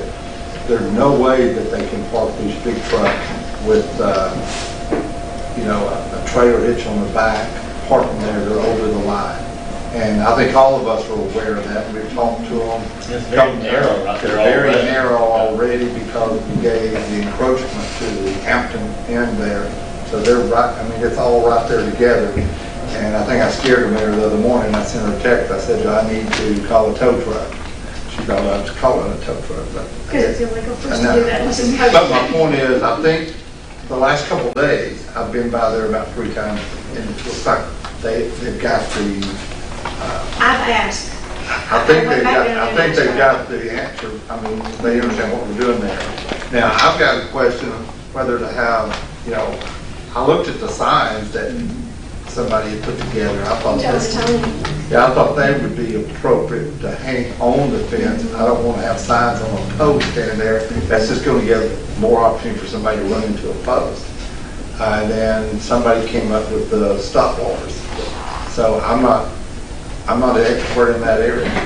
And I'm not sure either what you guys are thinking. I know that Tony's already ordered, you gave him approval to order the signs, I believe. I did. And he did that, so he's thinking also to add the stop bars just Oh, to. so that's what I didn't understand. Yeah, that's so in you addition. did both, actually. Right, okay. So, I question accepted. Yeah, so that's so to be a little bit back, Mike, from the sidewalk. Yeah. Because that, you know, it's pretty down there. Don't get me wrong, it looks good, but you can't, it's going to have to be some SUVs and small cars, you know, compact cars. But if there's somebody on a wheelchair on that sidewalk, they can't. Oh, then you're not gonna go by. They can't go by there, so No. we've got to do that, so. It's got, and I think what Tony will do, he will probably put that stop bar a few inches so far from the sidewalk to when a car goes, that people can still walk in a wheelchair. Because people have been riding their bikes up and down through there and all that sort of stuff. There's a lot of kids using that now for bikes. Because that's going to be a busy street now when all that's built. So you recommend that we do the stop bar and the signs? Well, Tony's pretty smart at that, whatever, we talked I about think it. you're gonna have to do both. Yeah, and Tony, I think it's going to be the right thing. We're not gonna do it on every space. We're just gonna do a few down through there. No, right, Yeah. but that, I think that everybody needs to be aware that is compact parking, you know, for vehicles and SUVs. Because if you come on up that street, they're deeper. These are very narrow. Now, Nathan just said, anyway, you would have a stop bar at each space that is the short ones, but you would only have a few signs. Is that what you're saying? Yeah, I think it would tacky to have a sign on every single. That's what I've looked at. They're too big to have. Yeah, I've been down there. Rob, did you say it? Okay, do I have a motion? Do I have a motion? I'll make a motion that we put the signs and the stop bars on West Main Street. Do I have a second? I'll second. All in favor? Is everybody in favor? All I'm gonna say is those signs been ordered yet. I think, I'm not sure. I'll check with them. Yeah. Just the font and stuff was. It's a little small. Okay, I'm glad I'm not the only one about that. Discussion of road repairs going forward. Jeff, did you want to go over that list? Of road repair, or The one you gave me, I mean, I've got it the here. ones that we have, or does somebody have something else? I didn't know. Did you put it on the agenda? I did. Oh, road repairs. No. So. Jeff has our list. I mean, you're welcome to go over the list. So, yeah, so I was gonna make a suggestion because the road repair list that, I guess there was some confusion about a couple weeks ago, so I went personally after that, and I went and talked to Earl Johnson myself, I went and talked to Jeff, and just said, hey, you know, we've got some residents complaining about paving the roads. Are you guys too busy to help us pave the roads? I understand these are small jobs, and y'all got big jobs, and if y'all too busy, we get it. Like, we appreciate what y'all done, but we get it. We'll look for a secondary source for it, because I had somebody else willing to help us get some of these called up, because I know people want to overlook have been complaining, and because every time I go up there, they're hitting me up, and I know they have the mic. And so Jeff, they both said, what are you talking about? And I said, well, I'm just wondering, are you too busy? And they said, well, we don't know the list that you gave us, we haven't done. And I said, oh, with my understanding, we've been waiting months on a list, and They said, no, they said, we always get to y'all's stuff unless it's weather in a week or two. And they said, we always put y'all in front because we know it's urgent. And they said, we can't do something we don't know about. And so they said, I think there's a little miscommunication at the city hall possibly. And I said, well, let me make this simple. I'm going to put it on the agenda and I'm going to see if, now Rhonda's in charge of the streets. Maybe it'll make it easier, but her work with Jeff directly and let them talk directly to Earl and Jeff when we need roads fixed and be done. And don't have to go through 100 different people. And then we know to call Rhonda when a road needs to be fixed. She can get with Jeff and it's done. Yeah. Well, what happens is we have complaint forms here, so either our department heads have a list that they keep if we have water cuts, or if we have somebody call in and say there's a pothole, we keep a list. As the Johnsons come into the area or somebody else that we use it from time to time, they take care of all of those at one time. They don't do one pothole at a time. And they said that, but they said they still jump on them and they said And they do. Yeah, they said they had not received the list, is all I'm telling you. When I started calling around and asked, they said, well, nobody has told They just did us. some in March, I think is when there was an email that Again, I'm came not out. debating it, I'm just telling you what they said. Well, they just did, I think, about 14 potholes in March. Okay, so Jeff, do you want to go over that list? Or you just send it to everybody? Please, Take care of it. please. Okay, detention fund? All I wanted to do on that, I just put this on our agenda because I wanted to see if Jeff can check into this. You know, we canceled our contract with the church.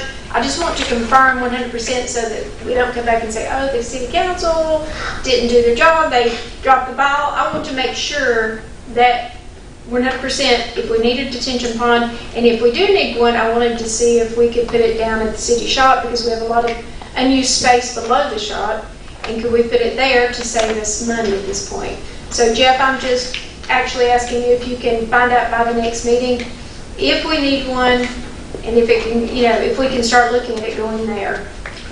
And that way, You did reach out to the state though, right, Jeff? Or no, James did. One of y'all did, or sent an email and said that there was no letters on file from, Yeah, yeah, it's part of the watershed protection. yeah, that you checked with the state and they had received no notices to us or anything. But that was two different kind of things, but you're right, yeah. They said that to look at the feasibility of stormwater detention facility and ordinances, and so that's, Well, we know eventually we're gonna have one anyway. So we've got to start looking for a plan. And if it's where the shop is, then we've got to find the location for the shop. and I'm actually wondering if the space below the shop, if we could keep both, because we have a lot of, and it's very swampy, it's the lowest part, you know, it's the lowest portion of that lane down through there. It might work without having to get into any We additional should go ahead and be expenses. checking on that so we So, have a plan of Jeff, can you action do that? in place. So. We've actually discussed this in the past because that is a floodplain at our shop. And I've got the floodplain. It looks map. like a floodplain. Well, it is, Yeah. it's the lowest spot. So as we tried to figure out how to solve some of our flooding issues over the years, I don't know if you've ever seen the pictures when it floods really bad on Mountain Street.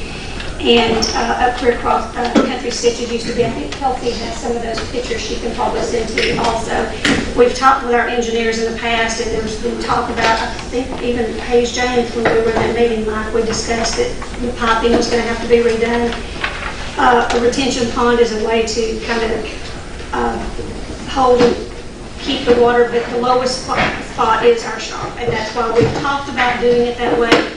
And we've outgrown our shop anyway. I still say our shop needs to go to the farmer's market. That's one piece of property we own, so. Anyway, so Jeff can get some more information. And we have a revenue shortfall. I guess that's me. Yeah. So, You want Alicia to help with you and Alicia if you. Yeah, Lisa, If you she's need here, her. and I've actually talked to Robbie, we've had a discussion. So we're anticipating, as she said, over an $800,000 shortfall this year. So there's a lot of ways to try and, make that money up. We're hoping we don't have a shortfall. We can use all of our reserve. There's a lot of things there. But when we were having the meeting a couple weeks ago, somehow the term taxes came up. And quite frankly, I was, being the new guy on the block, I was very appalled at knowing that we have over 900 partials of delinquent taxes that have not been paid, and some of them are as old as 10 years.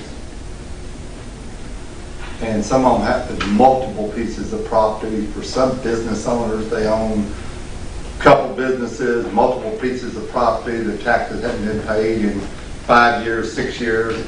Robbie and I have had some discussion, and we've looked at, other tax digests and different scenarios, and we're seeing we have an issue. Well, that issue, if you take the taxes, the penalty, and the interest, is about $362,000 in back taxes that we've been unable to collect evidently over the last 7 or 8 years. And being a numbers person, that's one of the first things. Before I would have to let 2 or 3 employees go, I think people need to be paying their taxes. And so I've been kind of talking with Robbie, working with her on what are our options, how can we do that? And I think Robbie said, we could do it in 30 days, but in the situation we're in and everything right now, my recommendation is that we send everybody a delinquent bill June 1st. We give them 90 days to pay it. If they haven't paid it in 90 days, we're going to list every piece of property in their name in the paper. And then 30 days later, we'll have a sale. And there is situations, there's circumstances. Robbie is educating me on some of these are some business taxes, and they've been closed out of business for 5 years. And there are some people that's got a little small piece of parcel of land that they may or may not know that's been there. And, but like I said in the meeting, I've got an 80-year-old mother that's always makes sure she pays her taxes on time, so she doesn't have a late fee. And we've got people that's 5 years, 6 years, 7 years, got 8 or 9 pieces of parcel in our city that haven't paid their taxes.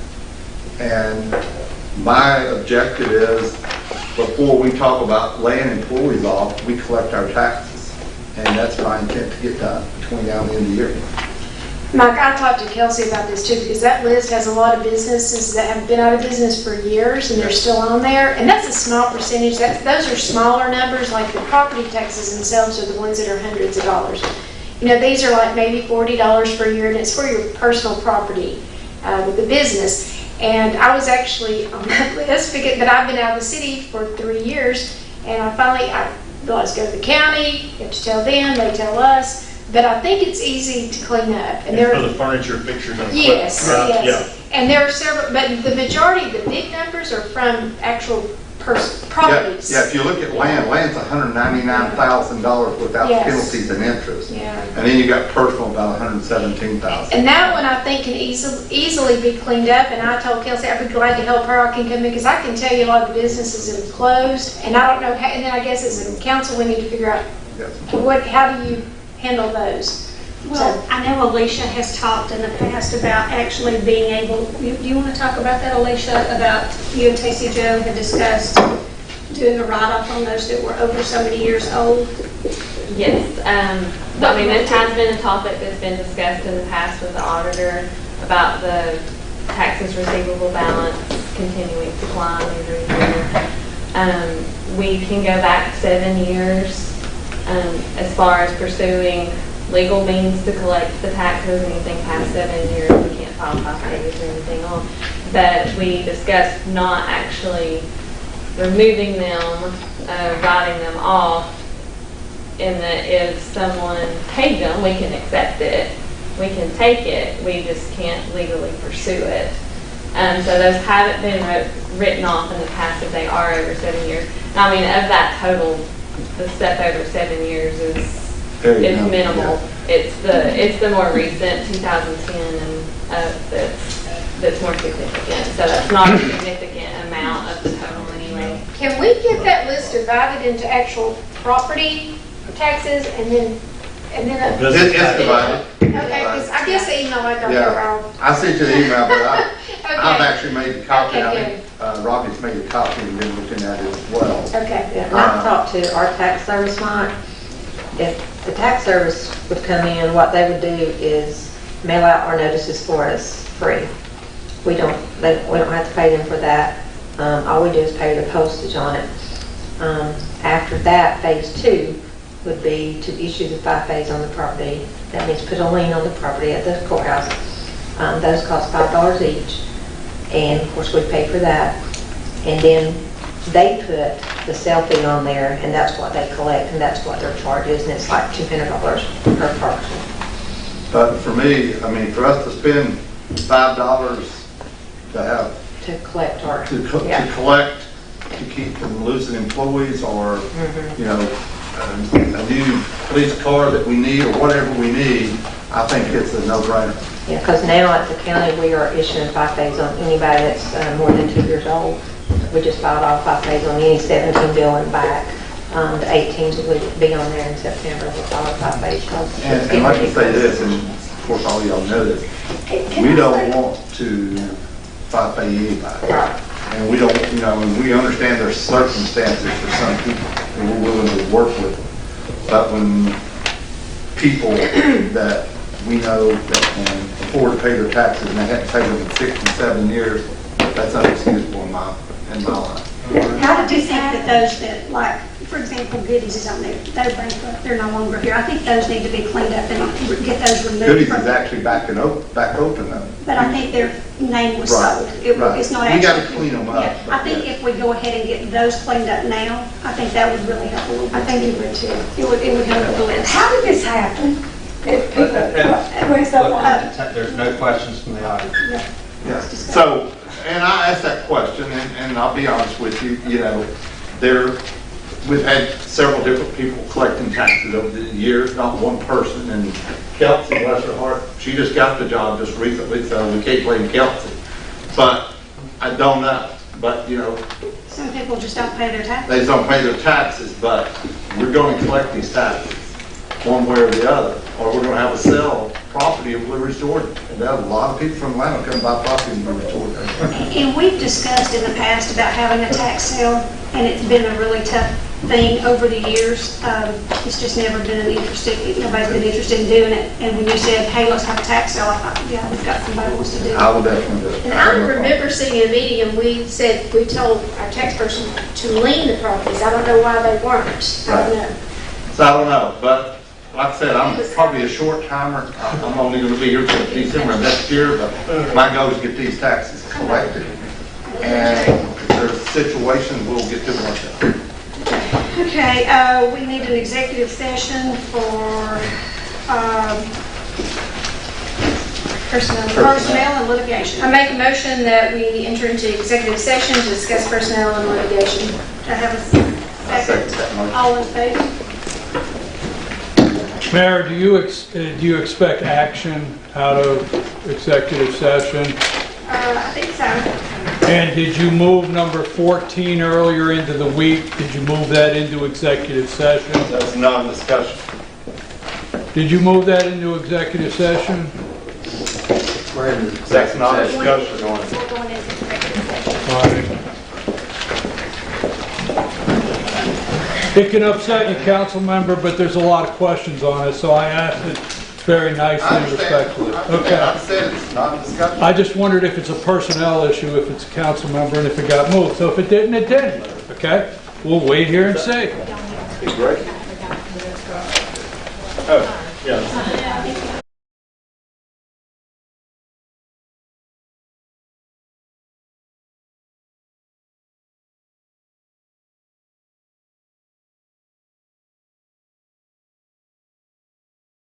Yeah, let me explain something to anybody watching. All right. And before we do that, I want anybody out there, because we have people asking questions, what happened to it, and I don't care. It's not my business, but, well. Earlier in the week, the agenda was sent out with number 14, authorization to conduct a formal investigation regarding Nathan Fitz in retaliation to the alleged Home Depot incident and other alleged related conduct, which constitutes a violation of Section 2.17, Section 1 of the Charter, and other inappropriate conduct. whatever they do, I just want to know if it was pulled off the agenda, because you're sending messages wanting to know where it's at. Because they glossed over it, I just want to know if that was moved into executive session. We're going to pause and wait for executive session to end, and we'll be right back. So don't go away. Let's see what happens.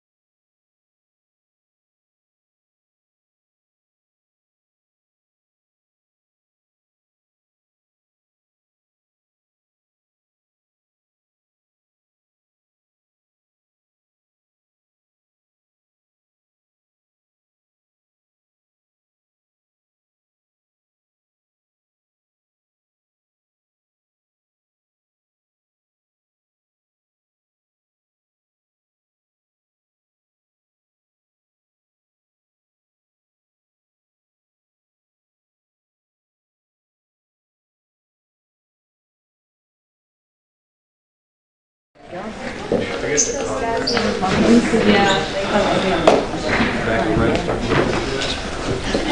sit back.